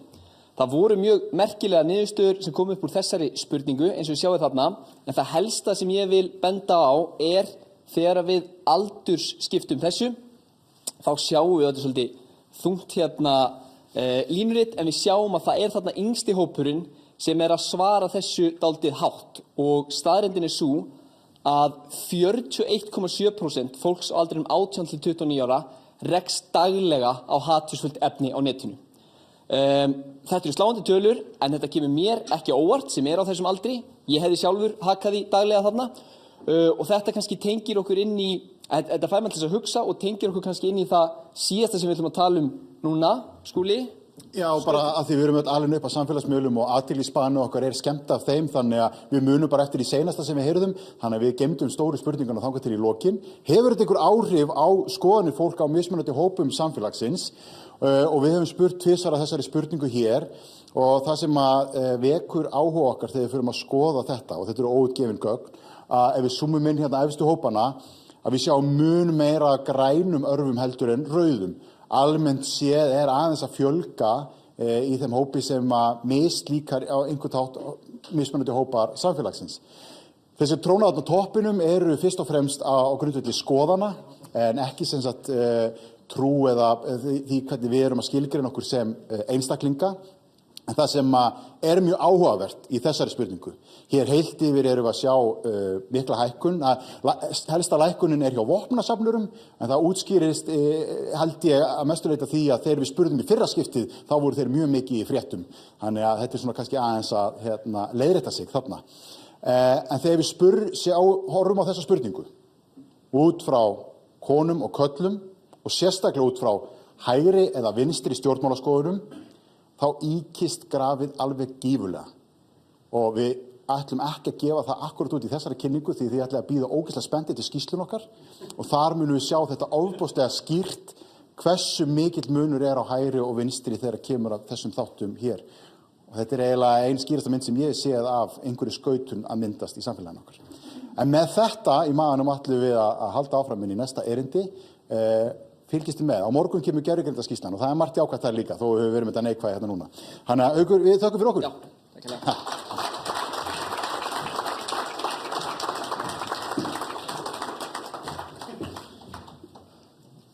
Þökkum Netvís, þeim með Hauki og Skúla Braga. Danska leyniþjónustan varaði nýlega við því að það væru verulega líkur á erlendum áhrifum í komandi þingkosningum sem eru bara eftir nokkrar vikur.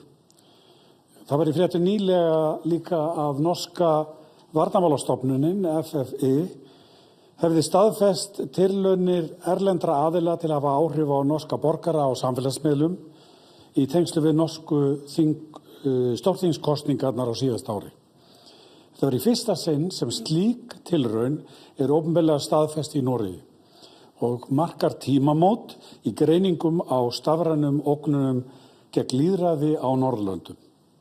Til að heyra þessa viðamiklu kortlagningu erlendra afskipta á kosningum í Noregi var tekið stutt viðtal við Eskil Grendal Sivertsen, en hann einn helsti sérfræðingur Norðmanna á sviði áhrifaaðgerða, stafrænnar áróðustarfsemi og hugræns hernaðar. Hann sérfræðingur í upplýsinga, rekstri, fjölþáttaógnunum og stefnumótandi samskiptum hjá norsku varnarmálastofnuninni, sem helsta varnarrannsóknarstofnun landsins. Eskil hefur áratuga reynslu í að greina og vinna gegn áhrifarekstri ríkja, rangfærslum og öðrum aðferðum sem beinast að lýðræðislegum samfélögum. First and foremost, thank you for the invitation and the opportunity to speak at this event. My name is Eskil Grendal Sivertsen. I'm a special advisor and a researcher at the Norwegian Defence Research Establishment, which sorts under the Ministry of Defence in Norway. And I specialize in cognitive warfare and influence operations, looking specifically at how Russia, China, and other actors are using the information environment to achieve political or military goals in other regions and countries around the world. On this report, so explain us a bit, how this work is carried out and then your main findings or the main results of that work? Yeah, so I understand Iceland has elections coming up. I'd like to start, I think, with defining the problem. Find that quite useful sometimes before you come up with a solution. Okay, what do we mean by election influence? So we came up with a definition saying that, okay, it could be any kind of influence on what we're looking at specifically the internet and social media. So influence that can affect the election results, the voter turnout, how many people actually vote, for the trust in the election process itself. And of course, these three are interlinked. If you convince enough people that there's no use in voting because the politicians are corrupt, then you might have a decrease in voter turnout, which again might influence the results of the elections. But a key weakness about this definition is that it doesn't capture the true nature of influence operations. Sometimes influence operations in connection with elections are directed at the election itself. We've seen that in Germany, in France, in Romania, other countries, where the goal is to influence who wins the election or try to get people to not vote, for example. But most of the times, including in Norway, the influence that we have mapped in relation to elections are not really about the elections. They're not trying to influence the election results.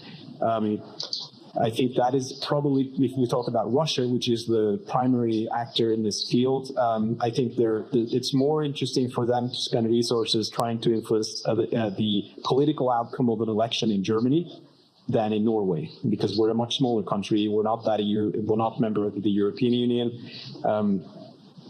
If you influence Germany, then that might have an impact on Europe as a whole.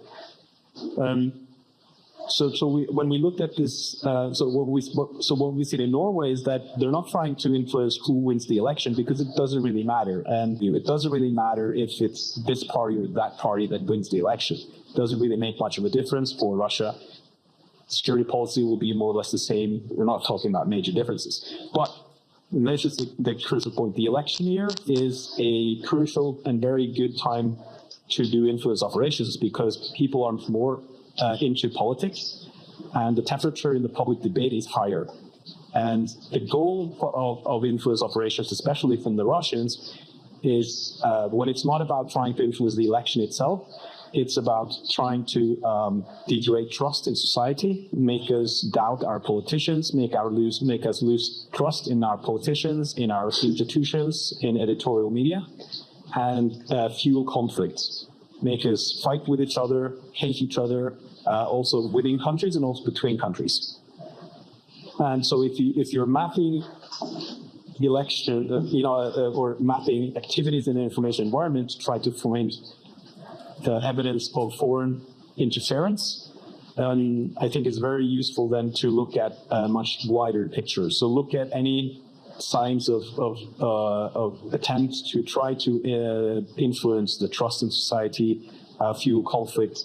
And in any society, you will have, and I'm sure this is the case in Iceland as well, you will have some political issues that are dividing people, where you have very strong emotions on either side, and that is easy to get people to fight about. Those are typically, immigration, climate, energy. Those are typically vectors of attack that Russia will use. So weaponize that sort of debate. So we have a database of profiles, social media profiles that belong to Russian and Chinese actors in their sort of influence networks.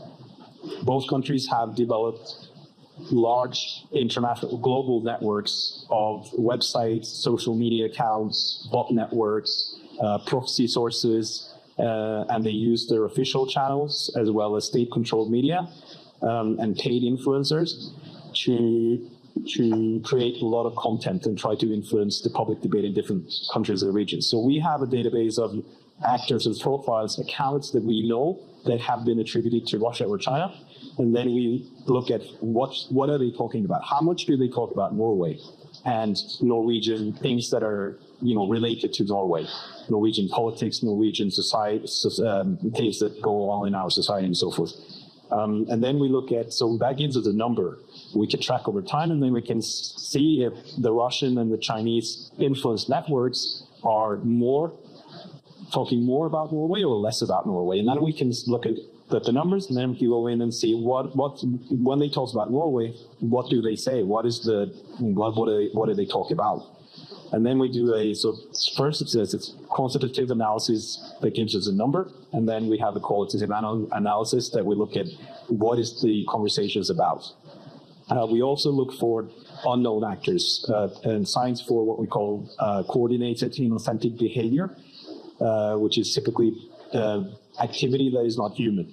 So any automation, fake accounts, bot networks, profiles that display indicators that may lead us to believe, or we can eventually prove that these are not people, they are not real accounts, these are fake accounts, and they are being operated in a network. They're connected to each other.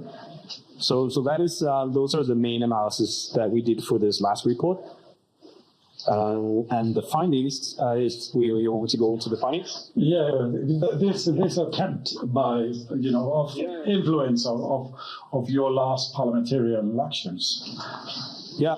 So the findings, what we see, one of the analysis. We've done this two times before, so we have data spanning over a longer period of time, so we can see development over time.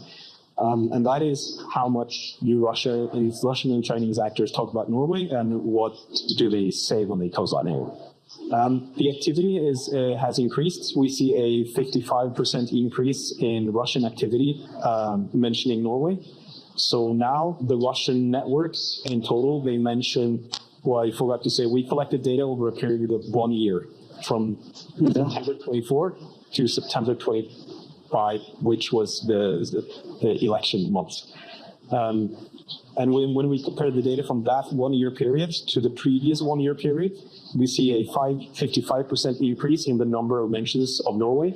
So Russian actors in total now mention Norway in 48 messages per day. And the number in the last period, year before, was 31. The Chinese actors are, and they are much more active than the Chinese. And we see that the majority of the content about Norway is from what we call proxy sources. And those are Russian networks of seemingly legitimate, independent, trustworthy news outlets, online newspapers, think tanks, different kinds of profiles that has a direct or indirect link to Russia, but it's hidden. So they look like they're from Norway or from different other countries, and they look legitimate, but they're not. The majority of content talking about Norway from the Russian side, we see you come from proxy sources, sometimes amplified by state-controlled media or even the Russian government. When we look at the Chinese data set, we see also an increase, but they mention Norway 4 times per day, up from 3 times per day last year. So it's 33% increase, but it's a small number still. The most interesting development there, I think, was how they are now targeting Norway much more accurately. So we see increased professionalism in their contents. They now push. It's primarily state-controlled media that push the contents, and much more content is now in Norwegian language. So in the last 1 year period, we've just found one message, I think. No, it was like 6. Sorry, it was 6 messages last year, and this year we found over 800. So they're targeting Norwegians in Norwegian language, and then we assume that the target group is Norwegians. It's also interesting to note that we found a job ad from CGTN, a Chinese state media outlet, and they are looking to hire Norwegian Swedish, and other countries. I don't remember if Iceland was on the list, but I can check. Native speakers. So they want to hire Norwegian journalists and media experts to work from Beijing. So that tells us that it's probable that Norway is becoming a more important target group for Chinese influence operations in the time to come. These two countries have a very different approach to influence operations. Russia is typically, what they're trying to achieve is to weaken the support for Ukraine and to create conflicts or increase conflict inside and between countries in the West. Whereas China, and they do so with spreading disinformation, lies, half-truths, accusations. They frame Norway as what they call Russophobic, aggressive country. They say that we are, by supporting Ukraine, we are provoking the Third World War. So they're very aggressive in their communication, spreading rumors and lying a lot. Whereas China, they follow a doctrine from, I think, 2013, which is called Tell the China Story Well, which is about promoting China as a wonderful country, a responsible business partner, a fantastic tourist destination, and how we are all friends and everything is beautiful and we should cooperate and be together more. And what they typically do then is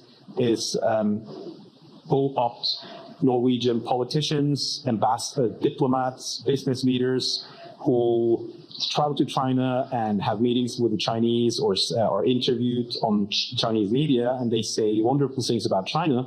That we should work more together. This is a great area of opportunity for us. China is great.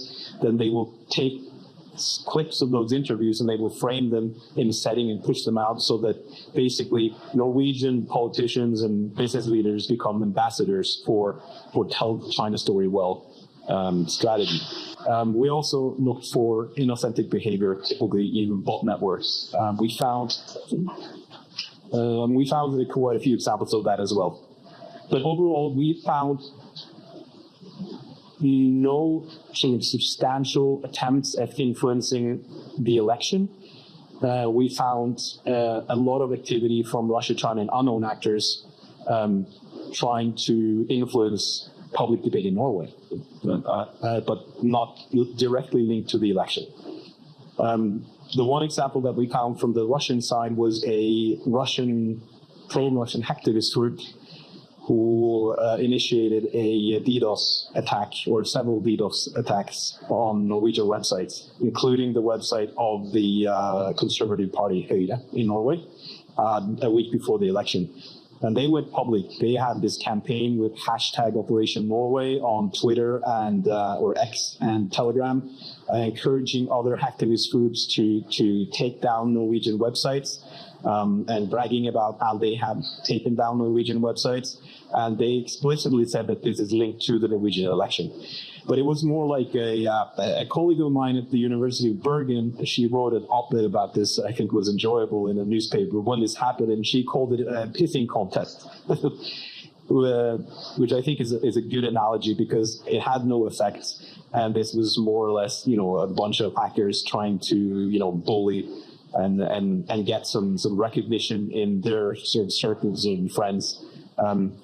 But apart from that, nothing was directly linked to the election. But we found several examples where Norway is, and I think this is just as relevant for Iceland, influence operations that can have negative effects for Iceland. They don't need to be directed at Iceland or the Icelandic people. But Iceland is and could become to an increasingly extent an actor in Russian or Chinese propaganda. And we see a lot of examples of that in Norway, where fake stories about Norway are being circulated, portraying us as aggressive, twisting truths. A lot of times it has a sort of a kernel of truth, and they've left lies around it. But the target audience is probably an international audience and a Russian audience, and not the Norwegian audience. Can I ask you, now the Icelanders are going into two elections in the coming months or the coming year. Are there any, after your research work, with your know-how, any recommendations, like the final question to you, any recommendation you could give to the Icelanders? So for local elections, what we see a clear find from our report is that influence and malign influence and manipulation is not just carried out by Russia, China, or sort of the traditional malign actors. We see a lot of activity from commercially motivated actors, could be clickbait networks, fake news websites, influencers, could be corporate interests who now use many of the same methods to try to create change or create conditions to their advantage. So that could happen anywhere, and could be Icelandic local actors behind. And they all boil down to one thing, and that is establish situational awareness in the information environment. It's not enough to just look at what the media says, but you need data-driven analysis. Not surveillance, but data-driven, big data analysis of what is going on in the information environment so that you're able to pick up when manipulation occurs. The other thing is I think for Iceland's sake, I think the EU question is interesting when it comes to Russia, because and China as well, because they both have an interest in trying to divide cohesion in Europe. So that is one of the reasons why Russia is actively trying to spread the story about how horrible the European EU is, how the power in Brussels is corrupt, how it's stupid of us to be, dependent on, politicians in Brussels, and, with emotional arguments a lot of times also. So both China and Russia will have an interest in trying to weaken the EU. So in that respect, it might be interesting, or it's a plausible attack vector for you guys as well. We saw that in Brexit. We see Russian actors being very active in trying to fuel anti-EU sentiment in the UK in the years leading up to the actual Brexit. I think if you look at the big picture, I think I like to picture we have in NATO doctrine, we look at the information environment as an environment that consists of 3 dimensions, and we need to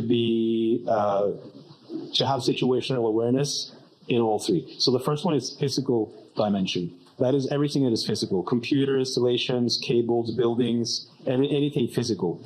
And the other one is the virtual dimension, which is also the cyber domain, which of course we know that we need situational awareness in the cyber domain, because that is we have many vulnerabilities there as well. And the third dimension is the cognitive dimension, and that is where I think most countries need to step up, because we have a lot of countries have very little situational awareness in the cognitive dimension bordering the virtual dimension. So that means that we need to create that situational awareness so that we know what's going on, and to be able to detect and have also a plan ahead of time. What do we do if something happens? In Norway, we have the election authorities have a setup where they have a working group going on that also consists of the security services and a lot of different branches of government. And they also have a direct link to the platform, Meta, X, and so forth. So they have a rig in place. They know what to do if something happens. But the weakness we still have is that we don't have real situational awareness in real time. So our report comes out months after the election. So if something happens, it's too late to do anything about it. So you'll need a system that can detect if anomalies occur, so that you know that what is the normal pattern of life, and then you can detect when something happens that is, it's different from the usual picture. Eskil, thanks for this. I hope that the Icelanders can learn from the Norwegians, and I also hope that, and I think it's important that the Scandinavians and the Nordic countries work together in this field as well. Yeah, absolutely, and we do. I've been actually a couple of times to Iceland. Also, for this, we have meetings in the NB8 framework with the Nordic and Baltic countries. So there is cooperation going on, and I think we should do that more. And if there's anything that we can support you with, just give us a call.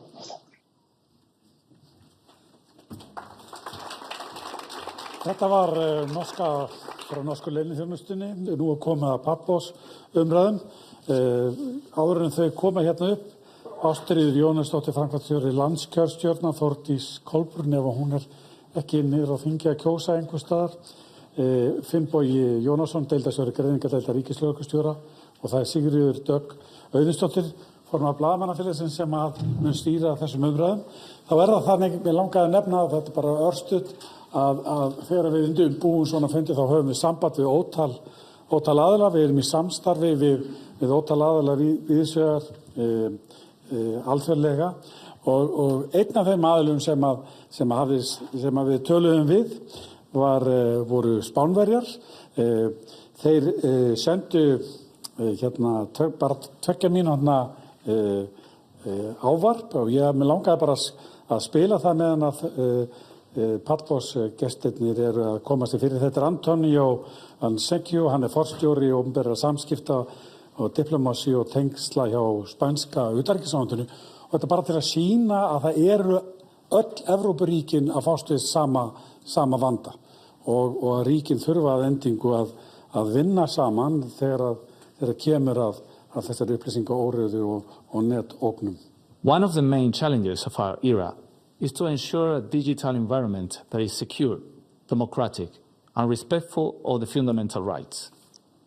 Digital governance must be addressed globally, preventing social media from becoming a completely anarchic and permissive ecosystem where hate speech and misinformation spread unchecked, exacerbating polarization and undermining our rights. It is important that digital platforms and their executive take their own responsibility for content that contravenes the law. Over recent years, the EU has equipped itself with instruments such as the Digital Services Act and others, which we must use to the full without fear. Tracking and traceability have to be ensured in order to establish a hate and polarization footprint. We must also take advantage of the work carried out by institutions such as the European Centre of Excellence Against Hybrid Threats, based in Helsinki. The strategic communication units of the Commission and the EEAS have developed a set of tools that have been very useful, such as the hybrid rapid reaction teams deployed in Moldova. In order to strengthen our regulation framework, Spain is currently working on the text of the new national strategy against disinformation campaigns, led by the Prime Minister's office, and in which several representatives of the public administrations are participating. The Ministry of Foreign Affairs actively participates in international fora and works with our partners and allies to strengthen the international framework for cooperation on cybersecurity in order to prevent and protect our security against cyber attacks. Naturally, we also demand that international law be respected in the realm of cyberspace. To try to advance further in this exchange of information between member states, Spain will host in June the Venice Club plenary meeting, an informal forum of the Directors General of Communication of the EU member states, the United Kingdom, and the EU institutions, specializing in issues related to the fight against disinformation and FIMI, strategic communication, and the impact of artificial intelligence on communication, among others. Þakka Spánverjum fyrir, ég ætla að biðja Patmos gestirna að koma hér upp.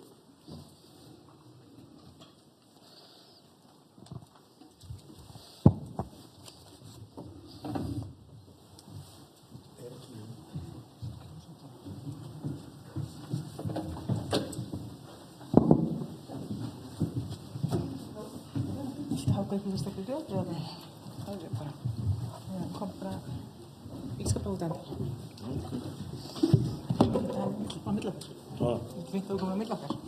Komið sæl. Ég ætla bara að hefja þessa pallborðsumræður á meðan þátttakendur að koma sér fyrir. Vel tímasett. Og mér langar að byrja að þakka fyrir þennan góða fund og þetta mikilvæga umræðefni. Það hefur mikið talað mikilvægi þess að almenningur ger sér grein fyrir þeirri hættu sem að við stöndum frammi fyrir, líkt og hefur verið bent á hér í dag af nánast bara öllum þeim sem hafa tekið til máls. Og ánægilegt að umræðan þessa öryggisógn upplýsingaógn sem blasir núna við sé komin upp á yfirborðið og ég hef bara játað það er ekki meira en svona 12 mánuðir síðan við hjá Blaðamannafélaginu fórum að velta þessum málum fyrir okkur og átt okkur á því í rauninni hver staðan væri og okkar hlutverki í því að efla vitund mikilvægi fjölmiðla í þessu ljósi. Og það er svo áhugavert að við höfum svolítið verið að tala við kollega okkar á Norðurlöndunum fyrir núna með formennsku norrænu blaðamannasamtakana og allstaðar þar þetta eins og annars staðar mjög mikilvægt og stórt málefni en þar eru fjöldi samtaka sem að tengjast blaðamennsku og blaðútgefendum og bara fjölmiðlum í heild sinni sem að vinna saman að því að svona efla vitund hlutverk fjölmiðla í þessum upplýsingaheimi sem við búum við núna. En hér erum við ekki svo lánsöm að í raunin það fyrir utan þá kannski einhverjar opinberar stofnanir eins og fjölmiðlanefnd og ríkislögreglustjórar og fleiri. Þá erum við svolítið ein en við höfum verið að svona, gera þetta æ stærra svona, málefni innan okkar félags. Bara vegna þess að það er svo mikið í húfi. Við stofnum nýlega svona starfshóp upplýsingaheilindi og hann hefur farið á eina ráðstefnu og nú undirbúa svona málþing einhvern tímann með vorinu vonandi.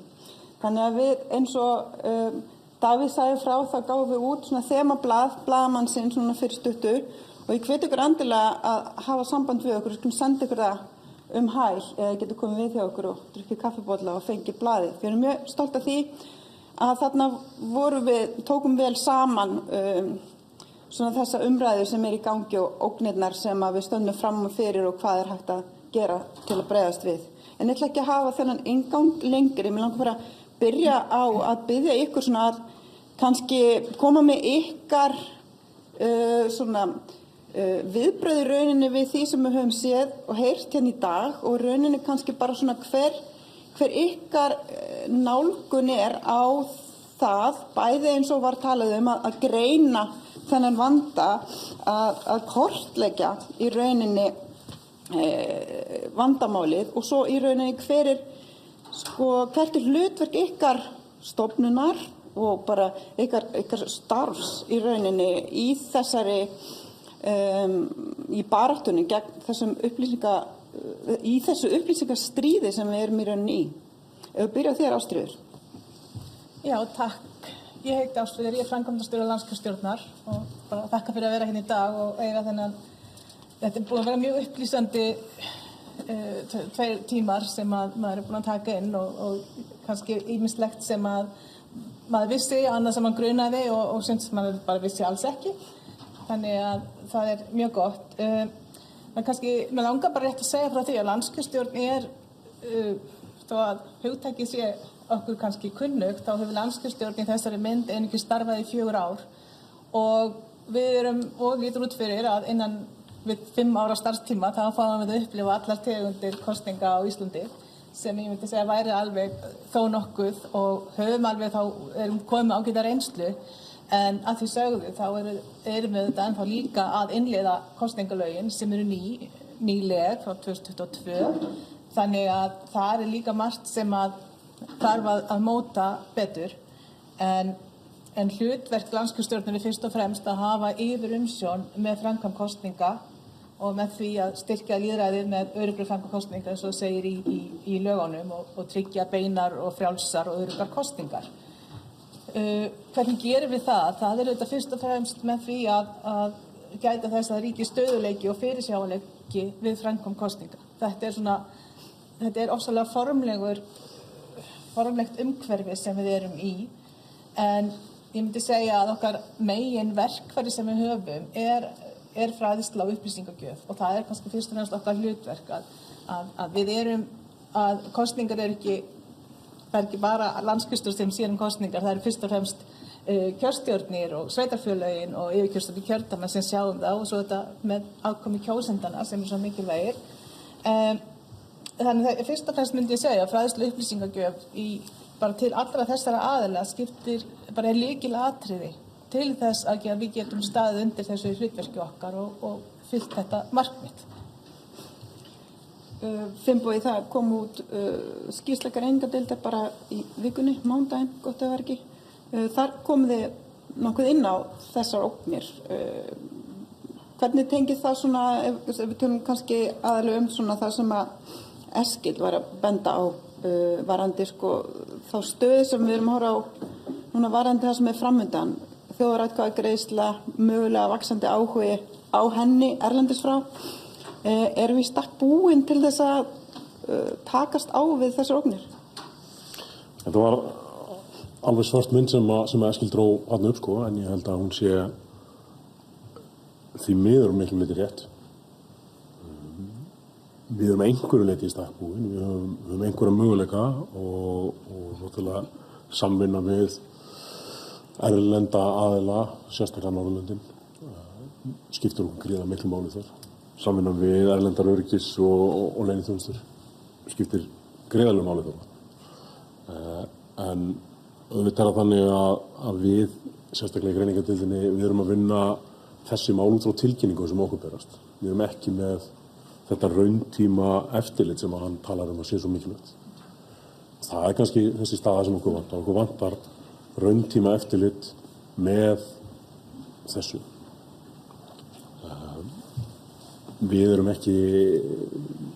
Við liggjum ekki og fylgjumst með þessari umræðu. Við fáum okkur til eitthvað tilkynningar, við skoðum það, hvað á bakvið það, við reynum að meta þessa samfélagsmiðla aðganga sem okkur bent á og þá eins og ég sagði á hann í samstarfi oft við erlenda aðila. Þegar það hann talar að þeir séu með stóran gagnagrunn af þessum samfélagsmiðla reikningum sem þeir hafa tengt beint við Kína og Rússland. Og það mikilvægt fyrir okkur að hafa möguleika á að eiga í samskiptum við þessar þjónustur til þess að fá upplýsingar úr þessum grunnum. Og við erum sannarlega í samskiptum við þessar þjónustur.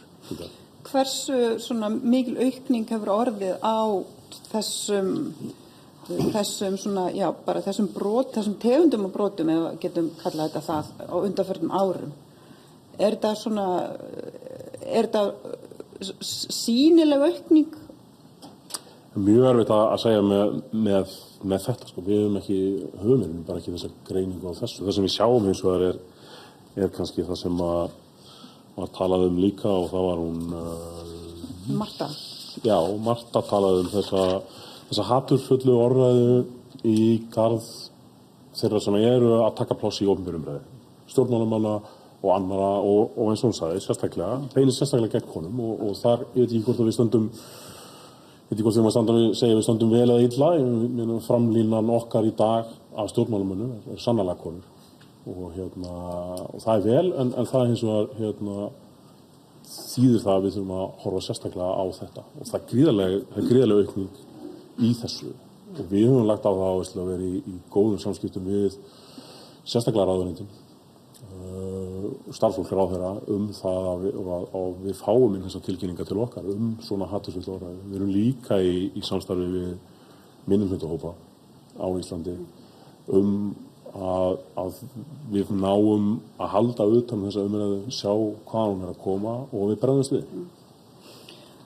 Þórdís Kolbrún, ef við bara svona ræðum út frá þinni reynslu bæði sem utanríkisráðherra og líka þingmaður. Þetta er veruleiki sem er svolítið að breytast hratt. Eru við Íslendingar að gera okkur rauninni grein fyrir því að við erum allt í einu ekki einangruð út í hafi einhvers staðar og stikkfrí þegar kemur að þessari tegund stríðs?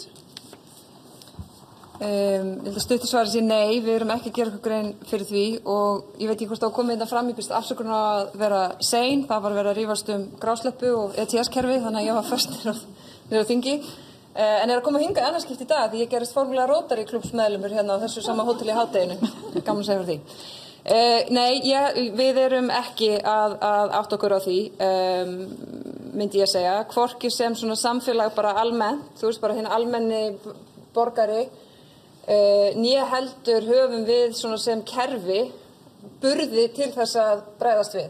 Og það er auðvitað alveg marglaga. Ég ger ekki kröfum að við hér á Íslandi séum með jafn umfangsmikið og svona mörg tól einhvern veginn í boxinu eins og einhver miklu stærri nágrannaríki en við eigum bara ótrúlega langt í land Það er bara ótrúlega mikil vinna sem þarf að vinna og það er allt frá því að held ég að svona bara fræða, þú veist, að raunverulega taka samtalið, þú veist, að við séum að fræða hvert annað hætturnar og hvað er nú þegar að gerast. Þetta er ekki eitthvað svona gæti eitthvað komið fyrir einhvern tímann í framtíðinni, þú veist, þetta bara er nú þegar að gerast vegna þess að ef við vitum það ekki, þá erum við ekki bólusett fyrir ruglinu og ég hef áhyggjur af því að við séum ekki bólusett fyrir ruglinu og það er líka dálítið áhugavert að því að það nefnt hérna að við vinnum náið til að mynda með Norðurlöndunum. Ég held reyndar að svona vörumerki Norðurlandana sé einna sterkast af öllum okkar samstarfsaðilum, þannig að það er jákvætt.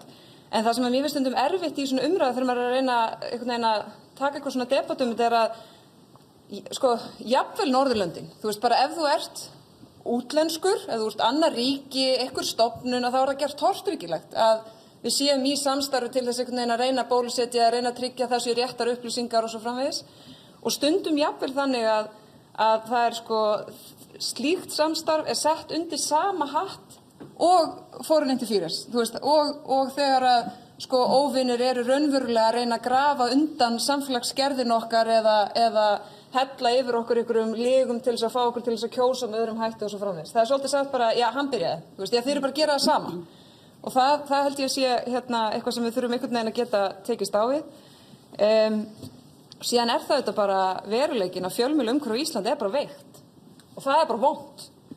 Það er, ég meina, fyrsta varnarlína í öllum lýðræðissamfélögum er, þú veist, bæði öflugt, við séum raunverulega með, öflugt fjölmiðlafrelsi, en það sé líka bara, þú veist, að fjölmiðlarnir séu sterkir og þau hafi þessa burði sem þarf.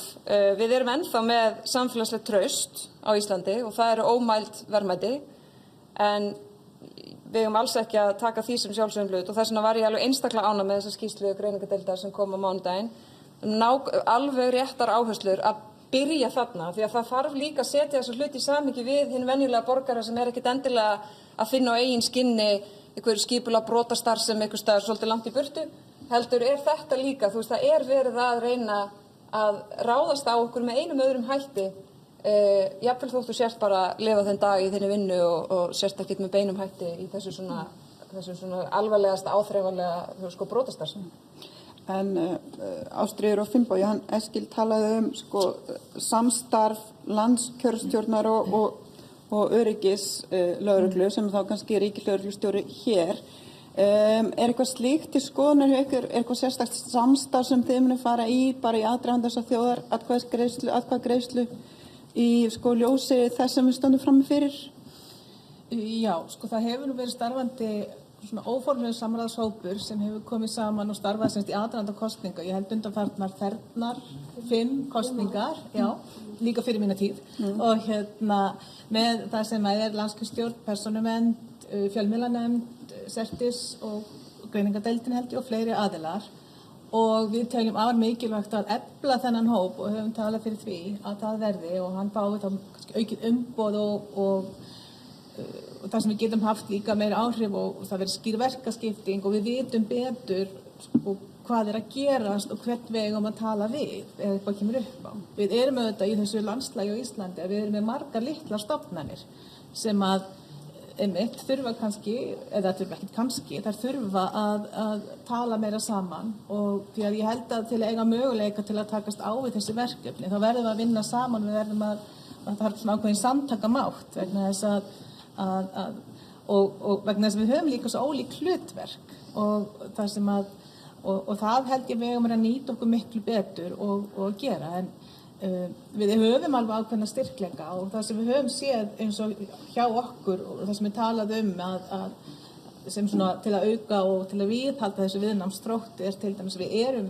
svona með frekar friðsamt og öruggt land og ríki og við erum með háa kjörsókn, við erum með góða kjörsókn við höfum haft það, við höfum sögu það og það eitt af þessu merkjum sem að svona bendist til þess að það ríki ákveðið traust á stjórnvöldum og á framkvæmd kosninga þannig að það mjög gott og nú erum við komið með þessa stofnun sem landskjörstjórn og það þetta sjálfstæði kosningastofnana sem mikið talað erlendis að það sé tryggt og þá ekki síst fjármagn, bæði hvað var það að fá fjármagn því að það að gerast erlendis að það dregið úr fjármagni til þessara stofnana sem sjá kosningar en einnig að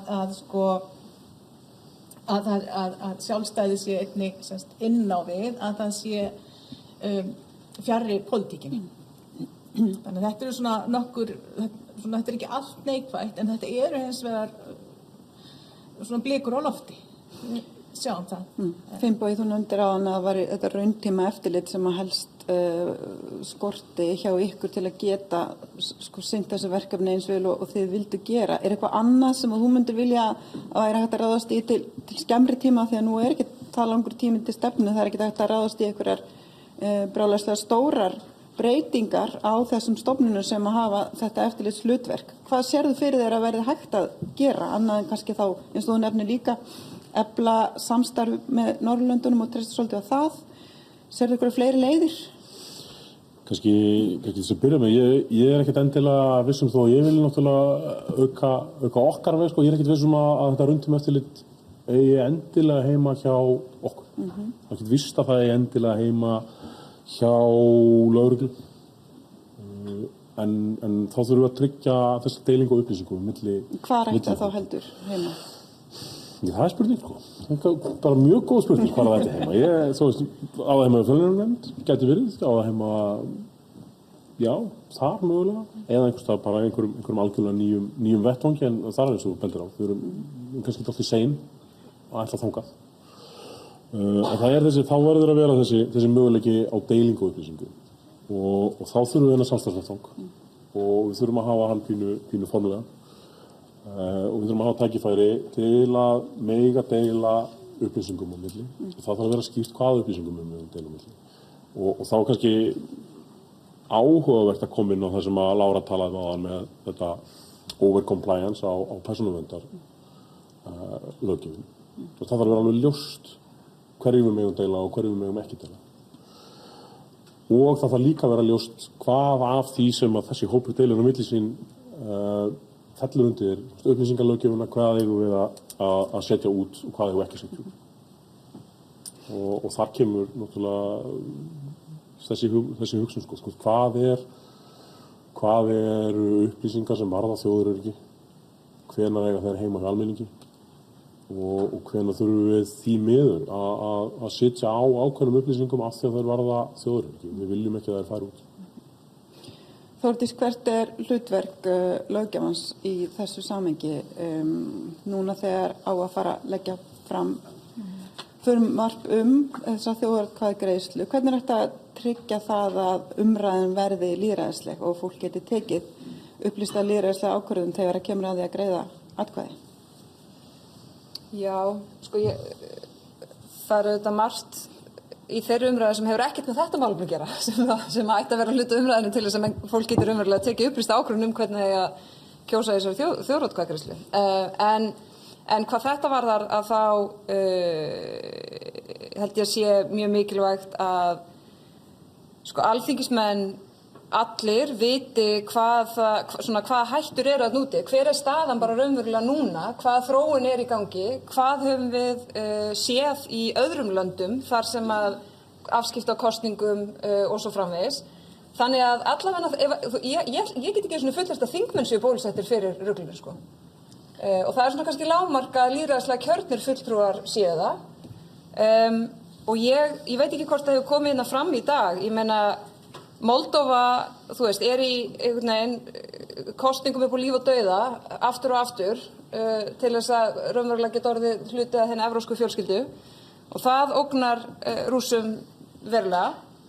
Það talið að auðvitað vergri landsframleiðsla Moldóvu ekki há, en það talið 1%, jafngildi 1% af vergri landsframleiðslu, þar sem að Rússar vörðu eða eyddu í að hafa afskipti af kosningum og baráttunni þar.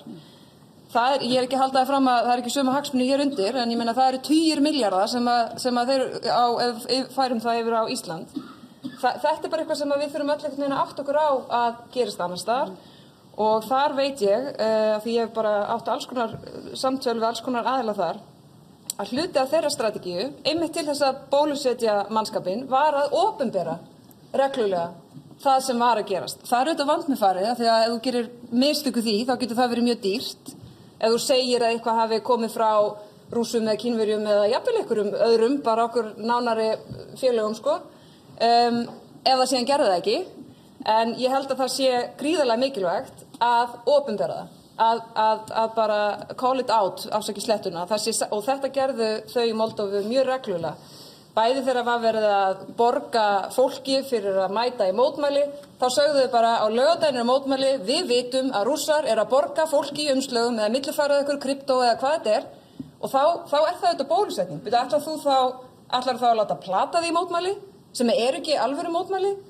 Þú getur alveg mætt, en þá allavega komin allt önnur svona áferð á þau mótmæli. Þú veist, svona atriði skipta máli og ég held að það sé gríðarlega mikilvægt fyrir okkur, hvort sem kallar á lagabreytingar eða ekki, að við kynnum okkur raunverulega hvað að gerast annars staðar, fáum það frá fyrstu hendi, bæði í gegnum okkar svona kerfi, en líka bara þingmenn við aðra þingmenn, og við sýnum þá allavega sjálf á þinginu, göngum fram með góðu fordæmi og bæði þá tökum ekki þátt í því, en líka séum svolítið meðvitið þú veist, hvað efnir verið að deila, og jafnvel ef við værum með betri, þú veist, ég væri stundum alveg til í að það gæti einhver trúverður aðilinn á kerfisins kastað út og sagt bara, hérna eru 5 punktar sem eru að fljúga, þeir koma frá Kreml. Þá er það bara sett í annað samhengi þegar að fólk mætir í bítið og einhvern veginn fer með þessa punkta, sko. Þú veist, ég held að við ættum alveg að, kannski einhverju svona hlutir sem við getum alveg gert á þess að byggja upp einhverja stofnun hérna, þú veist, fyrir maí eða ágúst, sko. Heldur bara eitthvað sem við getum bara fengið jafnvel frá samstarfsaðilum í kringum okkur. Og ég vildi nefna lokum með að við nefndum Norðurlöndin að við ættum að rækta hér samskiptum við Eystrasaltsríkin sérstaklega. Þetta eru smáríki, þetta er fólk sem er því miður miklu vanara að eiga við svona propaganda en líka miklu betur bólusett heldur en við. Finnbogi og Ástríður, bara svona rétt að þú komst inn á hvað Rússar voru tilbúinir að verja miklum fjárhæðum í áróðustríði í Moldóvu. Hvernig höfum við eftirlit með því að slíkt gerist ekki hér, að það verði ekki borgað fyrir að taka þátt í mótmælum eða kjósa með einum öðrum hætti? Höfum við einhverja leiðir til þess að fylgjast með því? Ég held kannski, þú veist, fyrst það náttúrulega einmitt það. Bólusetja fyrir ruglinu, þú veist, við megum okkur lítið gagnvart rússneskum og kínverskum leyniþjónustum. Það er bara þannig. Alveg sama þó að skoðanakannanir sýni að unga fólkið telji sig geta séð í gegnum ruglið, sko. Við erum að horfa þarna á stofnanir með 20.000 manna sérhæfða í þessu og búin að vinna í þessi mörg ár. Og það er bara stórt verkefni að ætla sér að sjá í gegnum þetta rugl. Því miður. Og ég er alveg sammála Þórdísi þegar við verðum að stíga fram þegar við sjáum eitthvað og segja hér var þetta í gangi. Það eru svona hefðferði, það eru netárásir, innbrot á netservera, þjófnaðar og upplýsingum. Þetta er allt saman, við verðum að stíga fram alveg sama hversu illa það kemur út fyrir okkur sem þjóð eða fyrirtæki eða stofnun eða hvað sem er. Við verðum að stíga fram og segja að þetta gerðist, við vitum að það var þessi aðili sem gerði þetta og þetta er hættan sem við verðum að díla við. Já, ég get í rauninni bara tekið undir þetta. Vissulega höfum við refsaákvæði í kosningalögum og hegningalögum, en við vitum alveg að það erfitt að beita þeim þegar við vitum ekki við hvernig að etja. Og það vissulega refsivert að kaupa atkvæði, en það líka ofsalega erfitt að sanna það, að það hefur verið gert og þess þá heldur að sækja viðkomandi til saka. Já. Ég heyri að þið kallið öll eftir aukinni samvinnu og samstarfi og aukinni vitund þessi mál, þannig ég ger ráð fyrir að það sé svona verkefni næstu mánaða. En tíminn okkar hér búinn til að þakka fyrir okkur og biðja því að koma bara aftur hér upp og taka við. Takk fyrir okkur.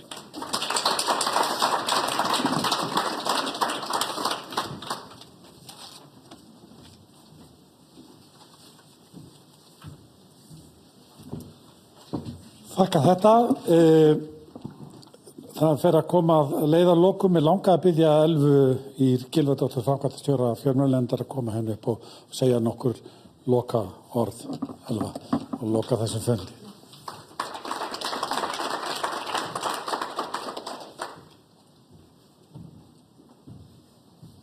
Ágætu gestir, mér langar núna í lok málþingsins að þakka ykkur öllum kærlega fyrir komuna á þetta málþing Varðbergs, fjölmiðlanefndar, dómsmálaráðuneytisins og utanríkisráðuneytisins upplýsingaóreiðu og netógnir í aðdraganda kosninga. Og ég vil sérstaklega þakka þáttakendum sem héldu erindi hér og ykkur sem sátu í pallborði og svo náttúrulega gestum sem að fræðast þetta brýna málefni. Við hlustuðum hér á áhugaverð erindi og mjög fróðlegar umræður í pallborði, þar sem að við sjáum núna svo skýrt allar þessar ótrúlegu áskoranir sem að við stöndum frammi fyrir í aðdraganda kosninga og þjóðaratkvæðagreiðsla. Og reynslan kannski sýnir okkur það að það engin eyland þegar kemur upplýsingaóreiðu eins og hér hefur komið fram. Og það náttúrulega ýmiss konar netógnir sem að skolast hérna upp á land með ólíkum hætti og getur ógnað lýðræðislegum ferlum. Mér langaði svona alveg í lokin að minnast aftur á þessi 5 atriði sem að Marta Turnhull hjá Hybrid CEO telur að eigi að huga að í aðdraganda kosninga, því ég held að það kjarni mjög mikið kannski svona þetta samstarf og það sem við þurfum að huga að núna í framhaldinu. Það þá í fyrsta lagi að það þarf að gæta því að löggjöf taki til allra þeirra sviðsmynda sem að geta komið upp þegar við að ræða fjölþáttaógnir sem að beinast að kosningum. Og líka það að slíkar sviðsmyndir þurfa náttúrulega alltaf að vera í sífelldri endurskoðun af því að við erum alltaf að læra eitthvað nýtt og það alltaf að koma ný tækni og nýjar áskorunir. Í öðru lagi þarf að greina hugsanlega veikleika og varnarleysi og gera ráðstafanir til þess að auka siglu í samfélaginu öllu og þetta eitthvað sem hefur verið talað hér af mörgum sem hafa tekið hér til máls. Og það ekki nóg að huga bara að tæknilegu netöryggi, heldur líka þessu félagslega netöryggi, þannig að við séum öll meðvituð það hvaða sem að getur gerst og þetta hefur komið náttúrulega mjög vel fram hér líka í pallborðinu. Hafa samráð við ólíka hagaðila og gæta því að aðila samræmi aðgerðir og framkvæmi æfingar vegna þeirra ólíku sviðsmynda sem geta komið upp. Ég held að það sé mjög mikilvægt að við skoðum þetta, að við vitum og við séum tilbúin og það sem getur gerst. Í þriðja lagi þarf að eiga sér stað fræðsla og virkt samtal við fjölmiðla, stjórnmálamenn, hagsmunasamtök og kjósendur í landinu og það þarf að gæta því eins og hér hefur komið fram líka að upplýsingar séu traustar og áreiðanlegar og það þannig sem að við mótum okkur skoðanir og erum kannski bólusett. Þetta var mjög gott orð þetta með bólusetninguna, mjög lýsandi fyrir það sem að kannski átaksverkefni sem framundan. Og í fjórða lagi mikilvægt að hafa í huga stofnanir sem tengjast með ólíkum hætti framkvæmd kosninga eins og Ástríður nefndi hér að það sé svona hugað að þessu samráði og samvinnu og tryggja það sé hægt að bregðast við ólíkum fjölþáttaógnum og svona þeim sviðsmyndum sem að kunna koma upp. Og þarna þarf kannski líka að huga að formgera þetta samstarf frekar og skoða löggjöfina í tengslum við þessar stofnanir. Og svo í 5. og síðasta lagi mikilvægt að ríki geti brugðist í ólíkum fjölþáttaógnum og ekki síst að endurheimta eðlilegt ástand eins fljótt eins og auðið ef að eitthvað slíkt kemur upp. Og ég held að þetta sé líka mjög mikilvægur punktur og sjáum kannski í þessum löndum þar sem að hafa komið upp slík atvik. Ég vil minna á það að þetta málþing í streymi og upptaka verður gerð aðgengileg að loknu málþingi, þannig að við viljum endilega hvetja til þess ef að við vitum einhverja sem hafa áhuga og hafa ekki komist hingað að við munum náttúrulega að sjálfsögðu bara hvetja til þess að sem flestir horfið þá bara á þetta seinna. Einnig hafa verið talað skýrslur hér og hlekkir sem að við munum líka gera opinbert þannig að þetta verður auðvelt fyrir ykkur að nálgast það. Og við teljum að þetta sé kannski svona liður í samtali sem að þurfa að halda á lofti áfram. Enda eru náttúrulega bæði núna kosningar til sveitarstjórnar framundan og svo hefur náttúrulega verið boðað að þjóðaratkvæðagreiðsla fari fram á kjörtímabilinu. Þannig að ég bara hlakka til áframhaldandi samtals á svona öðrum vettvöngum því að þetta er eitthvað sem við þurfum að halda áfram að ræða Takk fyrir komuna. Takk.